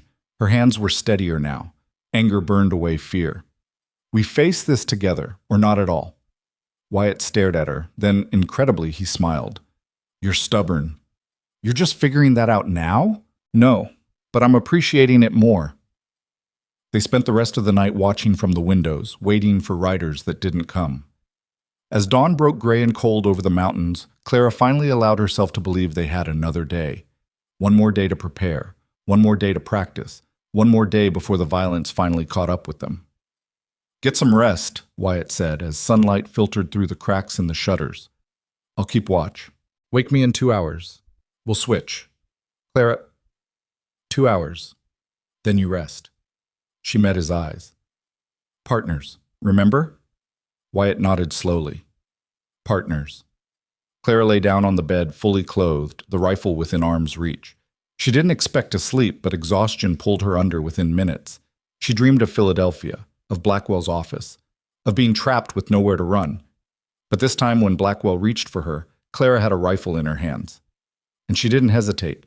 They came 3 days later, just after noon, when the sun was high enough to cast short shadows and the mountain air had warmed enough that Clara had taken off her shawl while practicing her shooting. She'd just shattered her 5th bottle in a row, a new record, when Wyatt's hand clamped down on her shoulder. Get to the cabin, he said quietly. Now. Clara's stomach dropped. How many? 4 riders coming up the main trail. His eyes were hard, focused. Move. They ran. Clara's legs burned as they covered the 100 yards back to the cabin, Wyatt half pulling her the last 20 feet. Inside, he immediately started securing the shutters while Clara grabbed both rifles and checked the ammunition with shaking hands. 4, she said. You said 3. Blackwell probably came himself. Wyatt peered through a crack in the wood. Can't see them yet. They're still in the trees. Clara's throat felt tight. What do we do? We wait. Let them make the first move. He glanced at her. You remember everything I taught you? Yes. And if I tell you to run, I'm not running. Wyatt's jaw clenched, but he didn't argue. They'd had this fight twice already in the last 3 days. Clara had won both times through sheer stubbornness. The sound of hoofbeats grew louder. Clara positioned herself at the window opposite Wyatt, rifle ready, trying to control her breathing the way he'd taught her. In through the nose, out through the mouth, slow, steady. Her hands still shook. The riders emerged from the tree-lined single file. 3 men in dark coats despite the afternoon warmth, and one in an expensive gray suit that looked completely out of place on a mountain trail. Blackwell. Clara recognized him immediately, even from a distance. The way he sat his horse, like he was posing for a portrait. The careful arrangement of his silver hair. The expression on his face that suggested he was already bored by the whole affair. That him? Wyatt asked. Yes? Clara's voice came out harder than she expected. The one in gray. The riders stopped about 50 feet from the cabin. One of the men in dark coats, the one with the fake badge, Clara assumed, dismounted and walked closer. "Wyatt Mercer," he called out. "I'm Deputy Marshal Thomas Wade. I have a federal warrant for the arrest of Clara Whitmore on charges of theft. Send her out, and nobody needs to get hurt." Wyatt didn't respond. He just watched through the crack in the shutters, his expression unreadable. "Mercer, I know you're in there. Don't make this harder than it needs to be." Still, Wyatt said nothing. Wade turned and looked back at Blackwell, who made an impatient gesture. Wade pulled a revolver from his belt and fired once into the air. The shot echoed across the clearing like thunder. "That's your warning," Wade shouted. "Next one goes through your door. Send out the woman, or we're coming in." Wyatt finally moved. He opened the door just wide enough to be seen, rifle held loosely in one hand. "Deputy Marshal Wade," he said, his voice carrying easily across the distance. "I'm going to need to see that warrant. I don't answer to you." "You do if you want to step foot on my property." Wyatt's tone was pleasant, conversational. "Federal law requires you to present the warrant before making an arrest. I'm sure you know that, being a real federal marshal and all." Wade's face darkened. "Are you questioning my authority?" "I'm questioning whether you actually have a warrant, or a badge, or any legal standing whatsoever." Clara saw Blackwell lean forward in his saddle, saying something to Wade that she couldn't hear. Wade nodded and reached into his coat, pulling out a folded paper. "Here's your warrant," he said, walking closer. "Signed by a federal judge, legal as they come." He held it up, but didn't get close enough for Wyatt to actually read it. "That could be a grocery list for all I can tell from here," Wyatt said. "Bring it to the porch. Let me see it proper." Wade hesitated. Behind him, Blackwell's horse shifted restlessly. "Just shoot him," Blackwell called out. His voice was exactly as Clara remembered, smooth, cultured, full of casual cruelty. "We're wasting time." "Sir, I need to at least—" "I said shoot him. The woman's inside. Once he's dead, we'll drag her out." Wade turned back to Wyatt. "Last chance, Mercer. Send out the woman." Wyatt's response was to raise his rifle and aim it directly at Wade's chest. "Last chance yourself," Wyatt said. "Right away. Right now. While you still can." For a moment, nobody moved. The mountain held its breath. Then Wade went for his gun. Wyatt fired first. The shot took Wade in the shoulder, spinning him around. He went down hard, his revolver flying from his hand. Behind him, the other two men in dark coats scrambled off their horses, drawing weapons. Clara didn't think. She just did what Wyatt had taught her. Breathe, aim, squeeze. Her rifle kicked against her shoulder as she fired through the window. The shot went wide, splintering wood on the porch railing, but it was close enough to make one of the men dive for cover behind a water trough. "Good," Wyatt said tersely. "Keep them pinned."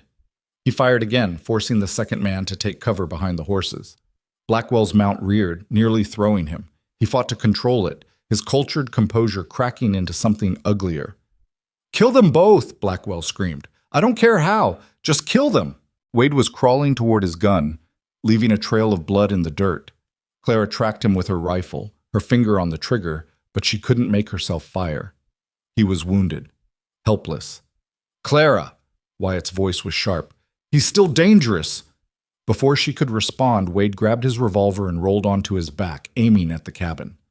Clara fired without thinking this time. The bullet hit Wade in the leg. He screamed and dropped the gun again. "Move to the back window," Wyatt ordered. "They'll try to flank us." Clara ran to the small window that faced the forest. Sure enough, one of the men was circling around, using the trees for cover. She fired at him and missed, but the shot made him duck back.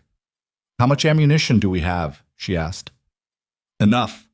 For now." A bullet slammed into the cabin wall near Wyatt's head, spraying splinters. He fired back, forcing Blackwell's man to retreat further behind the water trough. "This isn't working," Wyatt said. "They can stay out there all day. Wait us out." Clara's mind raced. Wyatt was right. They were trapped.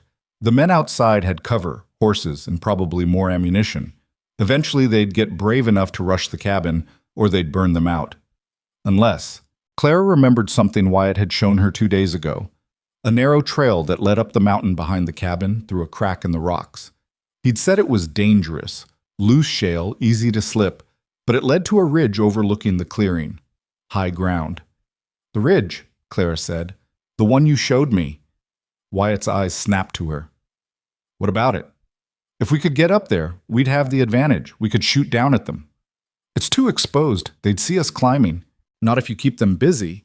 Clara was already moving toward the back of the cabin. I'll go. You stay here. Make them think we're both still inside. Absolutely not. Wyatt, you're not going out there alone. One of us has to stay, Clara said, and you're the better shot.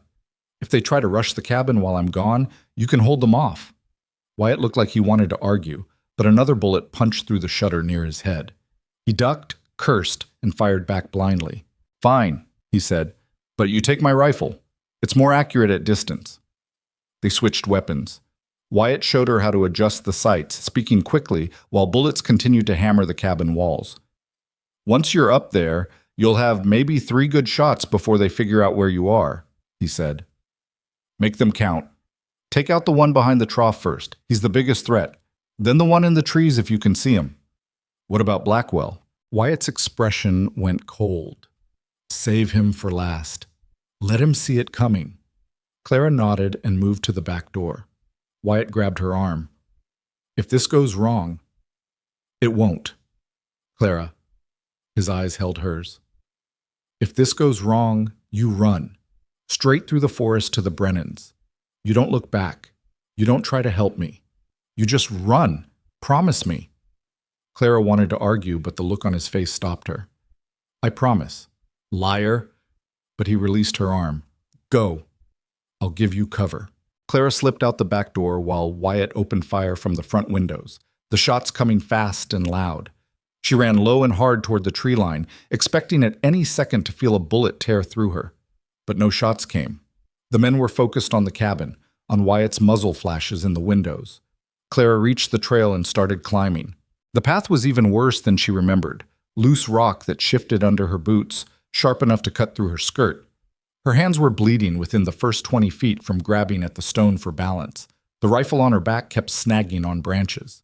Below, she could hear sustained gunfire. Wyatt was keeping them occupied. But for how long? Clara climbed faster, her lungs burning in the thin mountain air. Her skirt caught on something and tore. She yanked it free without stopping. Halfway up, her foot slipped on wet shale. For a terrifying moment, she hung suspended over empty air, one hand gripping a root that felt ready to tear free. Then she found purchase and hauled herself up, her whole body shaking. Keep moving. Don't think. Just move. The ridge appeared suddenly, a flat shelf of rock about 30 feet long. Clara crawled the last few feet and peered over the edge. The clearing spread out below like a map. She could see everything, the cabin with its barricaded doors, Wade bleeding in the dirt, the man behind the water trough, Blackwell still on his horse but pulled back near the trees. Where was the fourth man? The one who'd gone into the forest? Movement caught her eye. There, circling around toward the cabin's blind side, where Wyatt couldn't see him from the windows.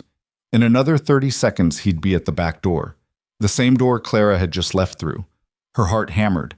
If that man got inside while Wyatt was focused on the front, Clara brought the rifle up, settling it against her shoulder the way Wyatt had taught her. The man was maybe 60 yards away. An impossible shot for someone who'd been shooting for less than a week. But she had to try. Breathe in, let half out, hold. The sight wavered over the man's back. Squeeze. The rifle kicked. The shot was so loud it seemed to crack the sky open. The man stumbled forward and went down. Clara couldn't tell if she'd hit him or if he'd just dived for cover, but he wasn't moving toward the cabin anymore. Below, everything stopped. Even the gunfire from the cabin paused as everyone tried to figure out where that shot had come from. Clara worked the bolt, chambering another round. Her hands moved automatically now, muscle memory overriding fear. The man behind the water trough stood up slightly, trying to see. Clara aimed and fired. This shot hit the trough itself, spraying water. The man dropped back down.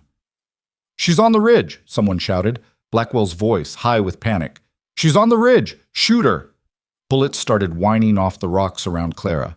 She flattened herself against the stone, her heart trying to punch through her ribs. But she'd done it. She'd given Wyatt the opening he needed. The cabin door slammed open and Wyatt came out firing. He moved like something wild, like violence given human form. His first shot took the man behind the trough in the chest. The man went down without a sound. The fourth man, the one Clara had shot at, tried to get up and run. Wyatt shot him in the back. That left only Blackwell and Wade. Wade was still on the ground, bleeding, his revolver nowhere in reach. Blackwell was trying to control his panicked horse, one hand on the reins and one hand fumbling for something in his coat. A gun! He was going for a gun. Clara aimed at him, but her hands were shaking too badly. The sight wobbled across his chest, his shoulder, the sky beyond him. "Blackwell!" Wyatt's voice rang out across the clearing. Blackwell froze. His hand stopped halfway to his coat. Wyatt walked forward slowly, his rifle trained on Blackwell's chest. "Get off the horse." You can't. I'm a respected businessman. Get off the horse." Blackwell dismounted clumsily, his expensive boots sliding in the bloody mud. Up close, Clara could see he was trembling. All that cultured composure had evaporated, leaving only a frightened man facing consequences for the first time in his life. "Clara!" Wyatt called out. "You all right up there?" "Yes." "Come down, carefully." Clara started the descent, moving slower this time. Her whole body was shaking so badly she had to stop twice to make sure she wouldn't fall. By the time she reached the bottom, Wyatt had forced Blackwell to his knees in the dirt next to Wade. Clara walked over on legs that felt like water. The rifle was still in her hands. She couldn't seem to let go of it. Blackwell looked up at her and something flickered in his eyes. Recognition, then rage. "You stupid little whore," he spat. "Do you have any idea what you've cost me? What you've done?" Clara stared down at him, this man who'd terrified her for months, who'd cornered her, threatened her, tried to own her. He looked small now, pathetic. "I took your power," Clara said quietly. "That's what I did."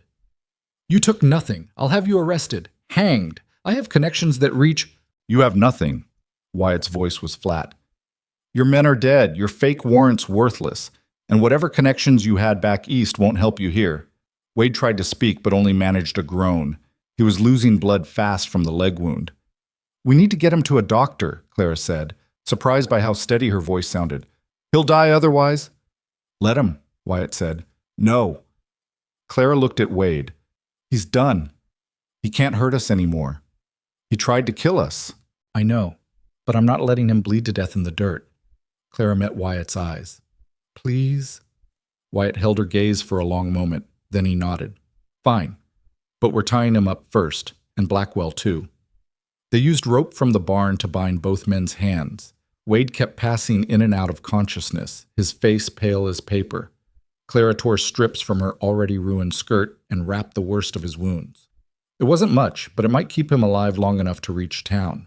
Blackwell watched her work with undisguised hatred. "You won't get away with this?" "I'll make sure of it. I'll—" "Shut up," Clara said without looking at him. "You think you've won? You think this is over?" Blackwell's voice rose. "I'll destroy you, both of you. I'll make you wish you'd never—" Wyatt hit him. Not hard, just enough to shut him up. Blackwell went down sideways in the dirt, blood trickling from his split lip. "Keep talking," Wyatt said calmly. "See what happens." Blackwell stayed quiet after that. By the time they'd finished securing the prisoners and dealing with the bodies of the other two men, the sun was starting to sink toward the western peaks. Clara stood in the middle of the clearing, surrounded by blood and gunpowder and the beginning of her new life, and felt something inside her finally break open. She'd done it. Actually done it. She'd climbed that ridge, made those impossible shots, stood her ground when every instinct screamed to run. She'd won. The shaking started in her hands and spread through her whole body. Wyatt caught her before her knees gave out, his arms solid and sure around her. "I've got you," he said quietly. "You're all right. It's over." But Clara wasn't crying from fear. She was crying from relief, from the release of months of terror finally draining out of her like poison from a wound. "I shot someone," she said against Wyatt's chest. "I actually shot someone. You saved both our lives. I didn't know if I could do it, if I'd be able to pull the trigger when it mattered. But you did." Wyatt pulled back enough to look at her. There was something in his eyes Clara had never seen before. Pride. "You climbed that ridge and you did what needed doing. That took courage. I was terrified the whole time. That's what courage is. Being terrified and doing it anyway." He touched her face, wiping away tears with his thumb. "You're the bravest person I've ever met, Clara Mercers." The name still sounded strange, but also right. We need to get them to town, Clara said, pulling herself together, before Wade dies. I know. Wyatt looked at the bound men, his expression hardening. And then we need to get your evidence to the real authorities. End this for good. They loaded Wade onto his horse, tying him in place so he wouldn't fall. Blackwell they forced to walk, his hands bound in front of him. The bodies of the other 2 men they wrapped in canvas and tied to spare horses. It was grim work, but necessary. By the time they were ready to leave, full darkness had fallen. Wyatt lit a lantern and tied it to his saddle horn. You should ride ahead, he told Clara. Get to the Brennans, tell them what happened. I'm staying with you. Clara, we're partners, remember? I'm not leaving you alone with these 2. She looked at Blackwell, who was staring at the ground, his expensive suit ruined with dirt and blood. Especially not him. Wyatt looked like he wanted to argue, but he just nodded. Stay close then, and keep your rifle ready. They started down the mountain trail toward Red Hollow. Wade slumped in his saddle, barely conscious. Blackwell walked in silence, all his earlier rage burned down to sullen resentment. Halfway down, Clara heard hoofbeats coming up fast. She and Wyatt both raised their rifles, then lowered them when Jack Brennan came riding around the bend with Sarah right behind him. We heard shooting, Jack said, pulling his horse up short.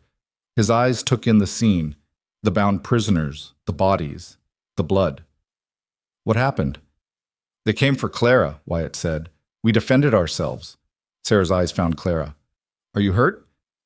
No, Clara's voice caught. I'm fine. She climbed the ridge, Wyatt said. Saved both our lives. Sarah looked at Clara with new respect. Did she now? We're taking them to town, Wyatt said. Wade needs a doctor, and Blackwell needs a cell. Red Hollow doesn't have a real jail, Jack pointed out. Just a room behind the sheriff's office with a lock that wouldn't hold a determined child. Then we'll put him in it and stand guard until the real federal marshal arrives. Wyatt's voice was iron. However long that takes. They rode the rest of the way to Red Hollow together, a strange procession in the darkness. When they reached the town, lights were still burning in several windows despite the late hour. People emerged from buildings, drawn by the sound of horses. The sheriff, a tired-looking man in his 50s, came out of his office, took one look at their group, and sighed. Wyatt, should have known you'd be involved somehow. Got 2 prisoners for you, Tom, and 2 bodies that'll need burying. Sheriff Tom's eyebrows rose. What happened? These men attacked my property. Tried to kill me and my wife. Wyatt gestured to Wade. That one claimed to be a federal marshal, but his warrant's fake. So's his badge, I'd wager. I am a federal marshal, Wade mumbled. And you're both under arrest for— Save it for someone who cares, Tom said. He looked at Blackwell. And who's this? Horace Blackwell, Clara said, speaking up for the first time. From Philadelphia. He's the one who sent them. He's wanted for fraud, bribery, and about a dozen other crimes back east.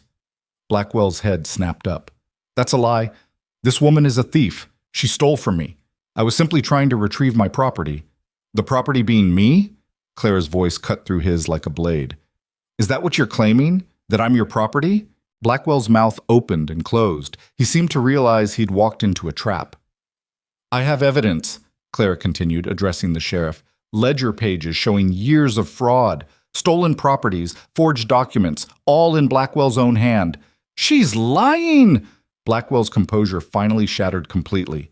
She's a lying whore who— Wyatt hit him again. This time Blackwell stayed down. Keep talking, Wyatt said pleasantly. I'm starting to enjoy this. Sheriff Tom looked between all of them, then rubbed his face. Right. Well, I'll lock them both up until we can sort this mess out. Jack, help me get them inside. They hauled Wade and Blackwell into the small room behind the sheriff's office. It wasn't much, just 4 walls and a barred window, but it would hold them for now. I'll send someone for the doctor, Tom said, and I'll telegraph the federal marshal in Cheyenne in the morning. Get this straightened out proper. We'll stay in town tonight, Wyatt said, in case there's trouble.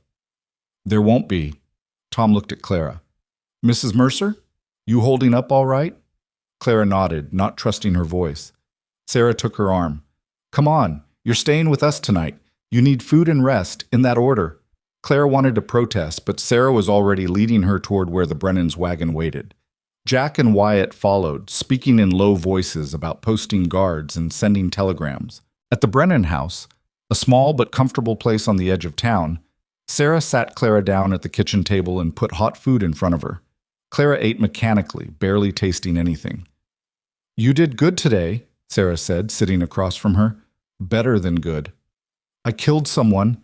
Clara's voice sounded hollow. "Maybe two someones. I don't even know if the man I shot in the trees survived." "He didn't." Sarah's voice was matter-of-fact. "Wyatt checked while you were tending Wade. You hit him square in the back. He was dead before he hit the ground." Clara set down her fork.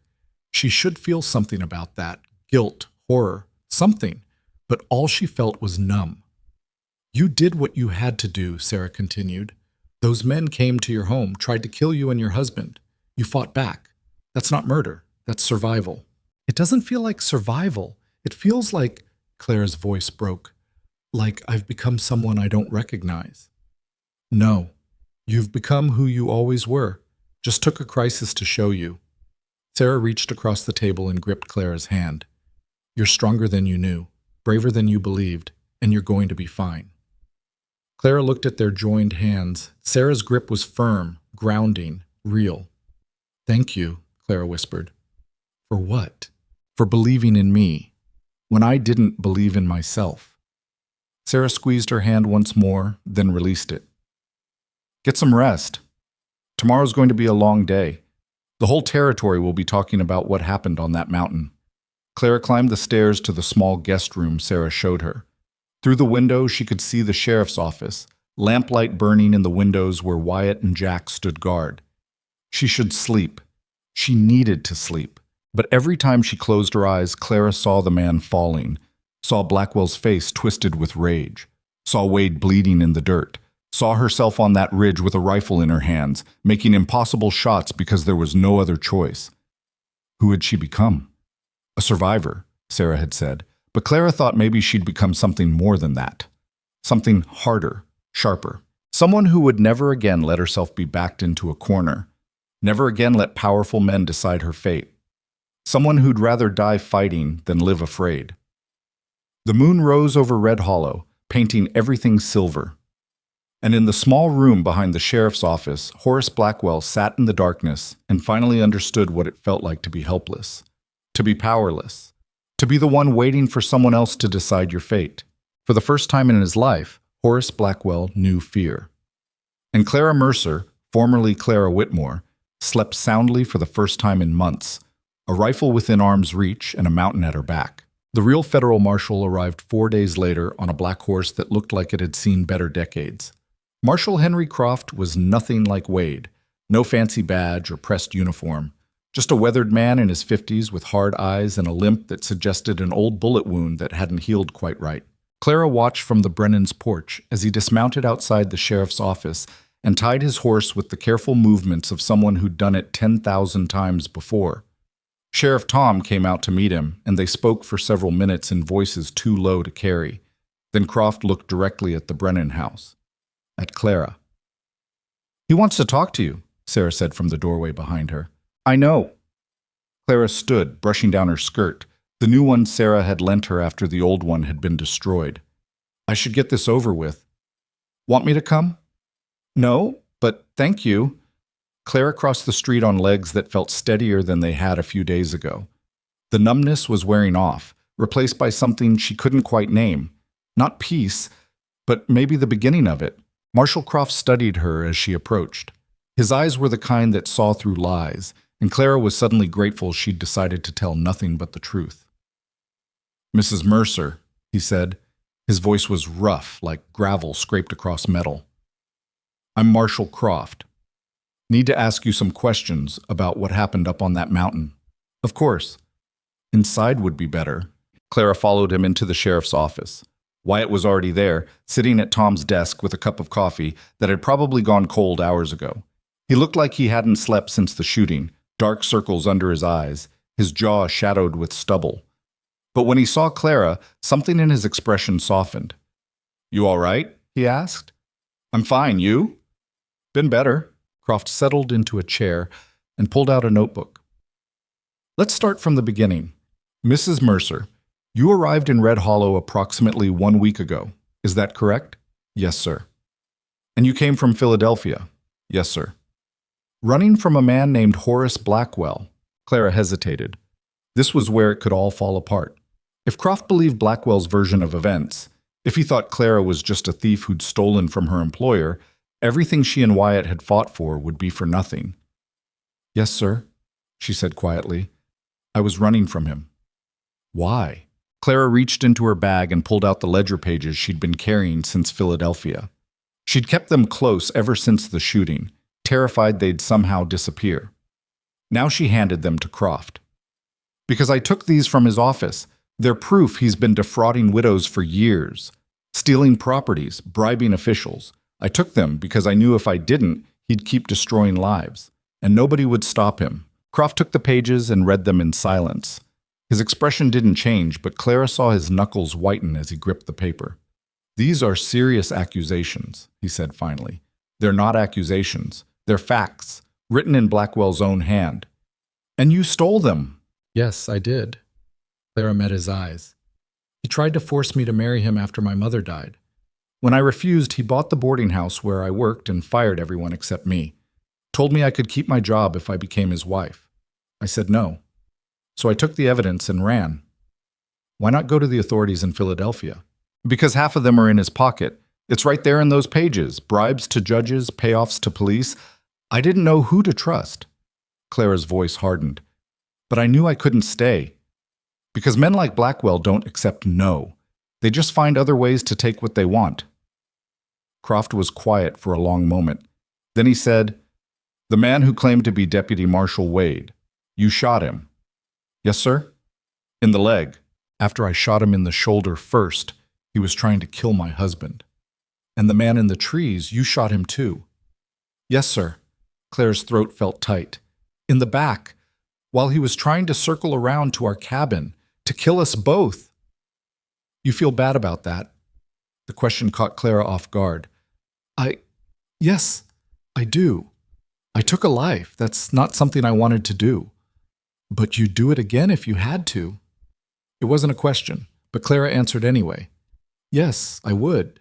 Croft nodded slowly. He turned to Wyatt. And you, Mr. Mercer, you killed 2 men that day. I did. Feel bad about it? No. Wyatt's voice was flat. They came to my home, tried to kill my wife. I'd do it again tomorrow if I had to. Something that might have been approval flickered across Croft's face. He closed his notebook and stood. I'm going to talk to Blackwell now. And Wade. Hear their side. He looked at Clara. But Mrs. Mercer?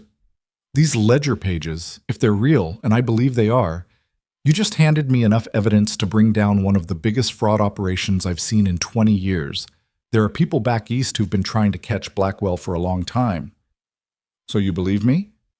I believe evidence. And this? He tapped the pages. This is about as solid as it gets. Relief washed through Clara so strong it made her dizzy. Wyatt stood and took her arm, steadying her. Thank you, Clara whispered. Croft nodded and headed toward the back room where Blackwell and Wade were being held. The door closed behind him, leaving Clara and Wyatt alone in the office. He believes you, Wyatt said quietly. He believes the evidence. That's not the same thing. Close enough.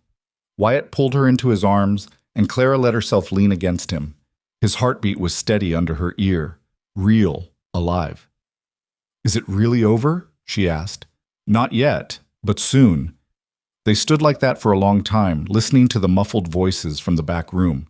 Clara couldn't make out the words, but she heard Blackwell's voice rise in anger, then fall silent as Croft said something sharp. Finally, the door opened and Croft emerged, his expression grim. Wade's story doesn't match up, he said. Claims Blackwell hired him to serve a legitimate warrant, but he can't explain why the signature on that warrant belongs to a judge who died 3 months ago, or why his badge number doesn't exist in any federal registry. So he's a fraud, Wyatt said. He's a hired gun with a fake badge, which makes everything he did here illegal. Croft looked at Clara. Including trying to arrest you. The warrant's worthless. You're free. Clara felt something inside her break open. Free. She was actually free. What about Blackwell? Wyatt asked. He'll be transported back to Philadelphia to face charges. Based on these ledger pages, I'd say he's looking at 20 years minimum, maybe more. Croft's expression hardened. And I'll be recommending that every property he stole be returned to its rightful owners. How many? Clara asked. According to these records, 17 properties, 17 widows who'll get their homes back. Croft looked at her with something close to respect. You did that, Mrs. Mercer. You took a hell of a risk. But you did it. Clara thought about the women Blackwell had destroyed, the widows forced out of their homes, the families torn apart by his greed. For the first time since she'd pulled that trigger on the mountain, she felt something other than guilt. She felt proud. When do you take him? Wyatt asked. Tomorrow morning. I've got deputies coming up from Cheyenne to help transport both prisoners. Croft tucked the ledger pages into his coat. I'll need you both to testify eventually, but that can wait until the trial. We'll be there, Clara said. Croft nodded and left. Through the window, Clara watched him head toward the hotel, probably to get a meal and a bed before the long ride back to Cheyenne. Come on, Wyatt said. Let's get out of here. They walked through Red Hollow together, and Clara noticed something different. People were staring. They'd been staring since the shooting, but the quality of those stares had changed. Before, they'd been curious, suspicious. Now they were something else. Respectful. Tom Fletcher tipped his hat as they passed. The shopkeeper nodded from his doorway.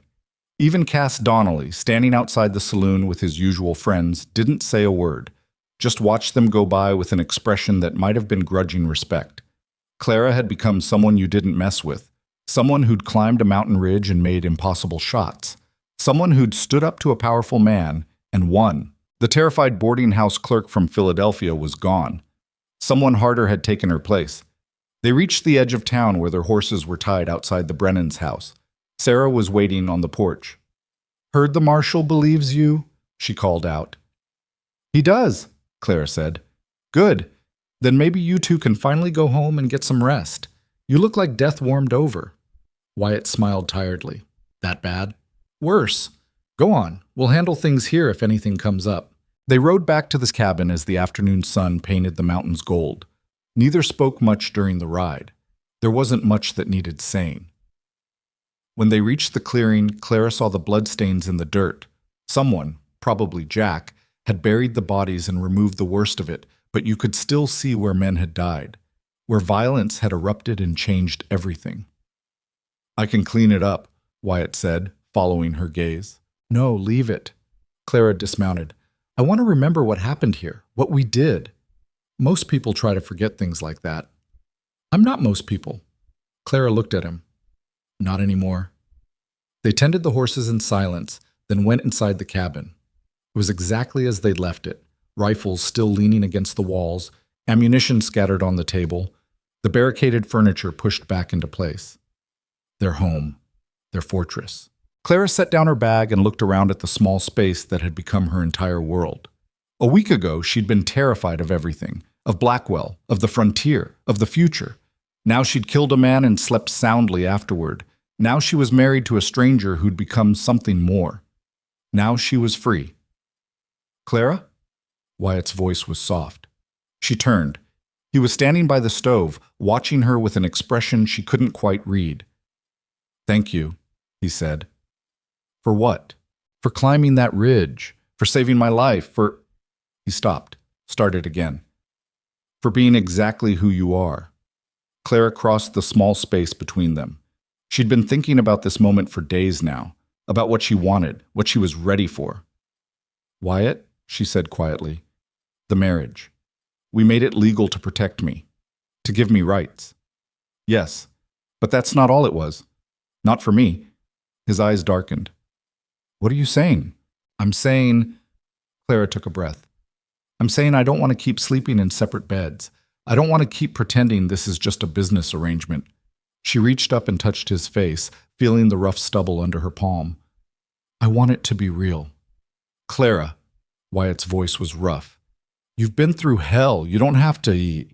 I know I don't have to. I want to. She held his gaze. You're not him. You're not Blackwell. You've never tried to take anything from me. You've only ever offered choice. Her thumb traced his jawline. So I'm choosing this. I'm choosing you. Wyatt searched her face for a long moment. Then he leaned down and kissed her properly for the first time. Not the chaste peck from their wedding, but something real and deep and full of all the things neither of them knew how to say. Clara kissed him back, her hands tangling in his hair, her body pressing against his. This was nothing like the fear she'd felt with Blackwell. This was heat and want and her own decision, her own power. When they finally broke apart, both breathing hard, Wyatt rested his forehead against hers. "You're sure?" he asked. "I'm sure." That night, they made their marriage real in every sense of the word. And when Clara woke the next morning in Wyatt's arms, she felt something she'd never felt before. Safe, wanted, chosen. Not because she'd made herself smaller or quieter or more convenient, but because she'd been exactly herself, loud and stubborn and fierce, and someone had loved her for it. The weeks that followed were quiet ones. Marshall Croft took Blackwell and Wade back to Philadelphia in chains. Letters started arriving from lawyers and officials back east, asking for Clara's testimony, thanking her for the evidence, informing her that the fraud cases were moving forward. More letters came from the widows themselves. 17 women who'd lost everything and now had their homes returned. They wrote about their gratitude, their relief, their rage at what had been done to them. Clara answered every single letter. She told them she understood, that she'd been trapped too, that sometimes the only way out was to fight back, even when the odds seemed impossible. The women of Red Hollow started treating Clara differently. They invited her to church socials and quilting circles, asked her advice about their own problems with difficult men, looked at her like she'd done something extraordinary.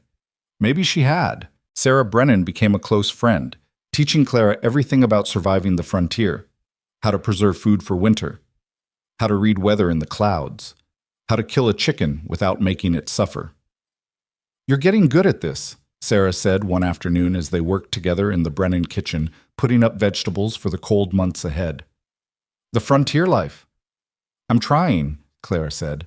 "You're doing more than trying. You're thriving." Sarah paused, studying her. "You look different than you did a month ago." "How?" "Stronger, like you've finally stopped apologizing for existing." Clara thought about that as she sealed another jar. Sarah was right. She had stopped apologizing, stopped making herself small, stopped trying to be convenient, and the world hadn't ended. In fact, it had gotten better. "Sarah," Clara said, "can I ask you something?" "Anything." "Do you ever regret it, leaving Philadelphia, coming out here?" Sarah smiled. "Every winter when the snow's up to the roof and I can't feel my fingers, but then spring comes and I remember why I stayed." Freedom, Clara. Real freedom. The kind you can't have back east where everyone's watching and judging and telling you who you're supposed to be.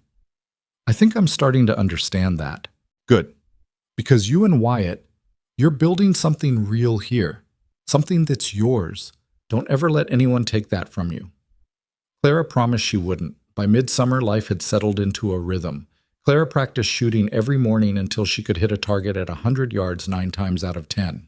Wyatt taught her to hunt, to track, to read the mountains the way he did. She was still terrible at some things. Her bread came out like rocks, and she'd nearly burned down the barn trying to smoke meat, but Wyatt never made her feel bad about it. He just showed her how to do it better next time. They worked together in a partnership that felt more solid every day. Not perfect. They fought sometimes, usually about stupid things like how to stack firewood or whether to buy more chickens, but they always worked it out. And at night, they fell into bed together exhausted and satisfied, building a life that was entirely their own. In August, a letter arrived that changed everything. Clara was outside hanging laundry when Wyatt rode back from town, his expression serious. He handed her an official-looking envelope with a Philadelphia postmark. Clara's hands shook as she opened it. Inside was a letter from the district attorney's office, dated 2 weeks prior. "Dear Mrs. Mercer," it began. "It is with great pleasure that I inform you that Horace Blackwell has been found guilty on all charges of fraud, bribery, and corruption. He has been sentenced to 25 years in federal prison. Additionally, all 17 properties acquired through fraudulent means have been returned to their rightful owners." Clara had to stop reading. Her vision blurred with tears. 25 years. Blackwell would be an old man when he got out. Maybe he wouldn't get out at all. "What does it say?" Wyatt asked gently. Clara handed him the letter. He read it, his expression softening. It's over, he said. Really over. Yes. Clara wiped her eyes. Yes, it is. The letter went on to thank Clara for her bravery in coming forward, for risking her life to gather evidence, for standing up when others had been too afraid. It mentioned that several of Blackwell's associates had also been arrested based on the information in the ledger. An entire network of corruption, brought down by a terrified boarding house clerk who'd decided she was done running. They're calling you a hero back east, Wyatt said, still reading. Says here they want to give you a commendation. I don't want it. No? No, I just want to be left alone. To live my life here. With you. Clara looked at the mountains rising behind their cabin. This is home now. I don't need Philadelphia's approval. Wyatt pulled her close and kissed the top of her head. Good, because I'm not letting you go anywhere. That evening, they sat on the porch watching the sun set over the mountains. The rifle that Clara had used on the ridge hung above the door. Wyatt had insisted on keeping it there, polished and ready. A reminder, a warning. You ever think about that day? Clara asked. On the mountain? Every day. Do you regret it? Wyatt was quiet for a moment. I regret that it had to happen, but I don't regret defending our home. Or you. He looked at her. Do you? Clara thought about the man she'd killed, about the weight of the rifle in her hands, about the choice between survival and surrender. No, she said finally. I don't regret it. It made me who I am. And who's that? Clara smiled. Someone who doesn't apologize anymore. Someone who fights back. Someone who's finally exactly enough. Wyatt squeezed her hand. You're always enough, Clara. You just needed to see it yourself. They sat in comfortable silence as darkness fell. Somewhere in the trees, an owl called out. The horses shifted in the barn. The mountains stood eternal and unchanging, exactly as they had for millions of years before Clara arrived, and exactly as they would for millions of years after she was gone. But for now, in this moment, they were hers. This life was hers, this choice was hers, and nobody would ever take that from her again. September brought the first snow to the high peaks. Clara stood at the window one morning, watching the white blanket spread across the mountains, and realized she wasn't afraid of the coming winter. Sarah had taught her well. They had enough food stored, enough firewood cut, enough ammunition to last until spring. They would survive. More than survive, they would thrive. You ready for this? Wyatt asked, coming up behind her and wrapping his arms around her waist. For winter? I think so. Not just winter. All of it. The isolation, the cold, the long nights. Clara turned in his arms. I'm ready for all of it. As long as you're here. I'm not going anywhere. Promise? Promise. They sealed it with a kiss, and Clara felt something settle deep in her bones. Peace. Real peace. Not the absence of conflict, but the knowledge that she could handle whatever came. She'd proven that already. In October, Clara got a letter from one of the widows whose home had been returned. The woman wrote about moving back into the house where she'd raised her children, where her husband had died, where all her memories lived. She wrote about crying when she saw her old garden still there, overgrown but alive. She wrote about getting her life back.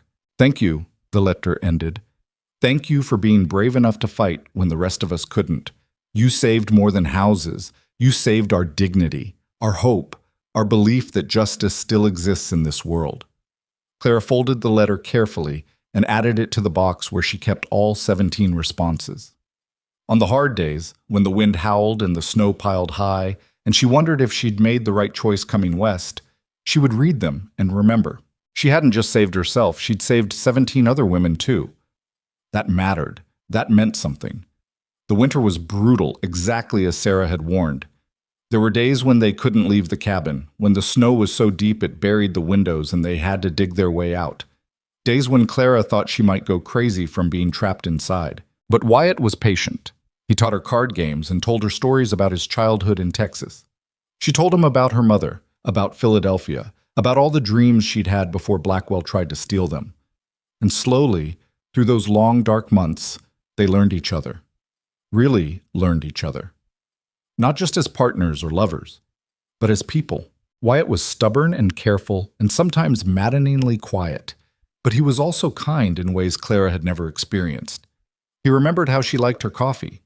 He never criticized her cooking even when it was terrible. He held her on the nights when she woke up screaming from nightmares about Blackwell. Clara was loud and fierce and prone to making decisions without thinking them through. But she was also loyal and brave and refused to give up even when things seemed impossible.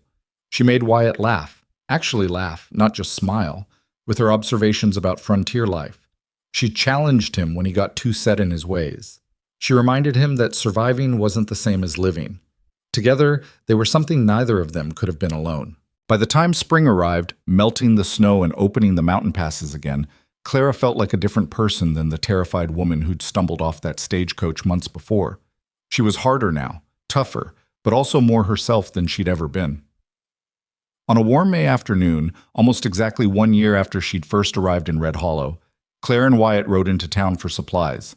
The main street looked the same, but Clara felt different walking down it. Last year, people had stared at her with suspicion. This year, they greeted her by name. "Mrs. Mercer, good to see you. Clara, how have you been? Heard the snow was bad up at your place this winter." She'd become part of the community, not an outsider, not a scandal, just Clara Mercer, the woman who'd shot a man on a mountain and lived to tell about it. They ran into Sarah and Jack outside the general store. Sarah took one look at Clara and smiled. "You look happy," she said. "I am," Clara realized. "I actually am." "Good, you've earned it." Sarah linked her arm through Clara's. "Come on, let's go scandalize the church ladies by talking too loud about women's suffrage." Clara laughed and followed her, Wyatt and Jack trailing behind with matching expressions of resigned affection. This was her life now. These were her people. This was her home. And she wouldn't change a single thing about it. That evening, as they rode back to the cabin, Clara noticed Wyatt kept glancing at her with a strange expression. "What?" she asked finally. "Nothing. Just, you're different than you were a year ago." "Is that bad?" "No, it's good. He paused, searching for words. "You're exactly who you were always supposed to be, before the world tried to beat it out of you." Clara thought about that as the cabin came into view. He was right. She was herself now in a way she'd never been before. Loud when she wanted to be loud.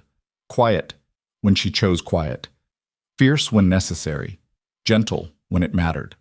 She'd stopped apologizing for taking up space. "Wyatt?" she said as they dismounted. "I love you."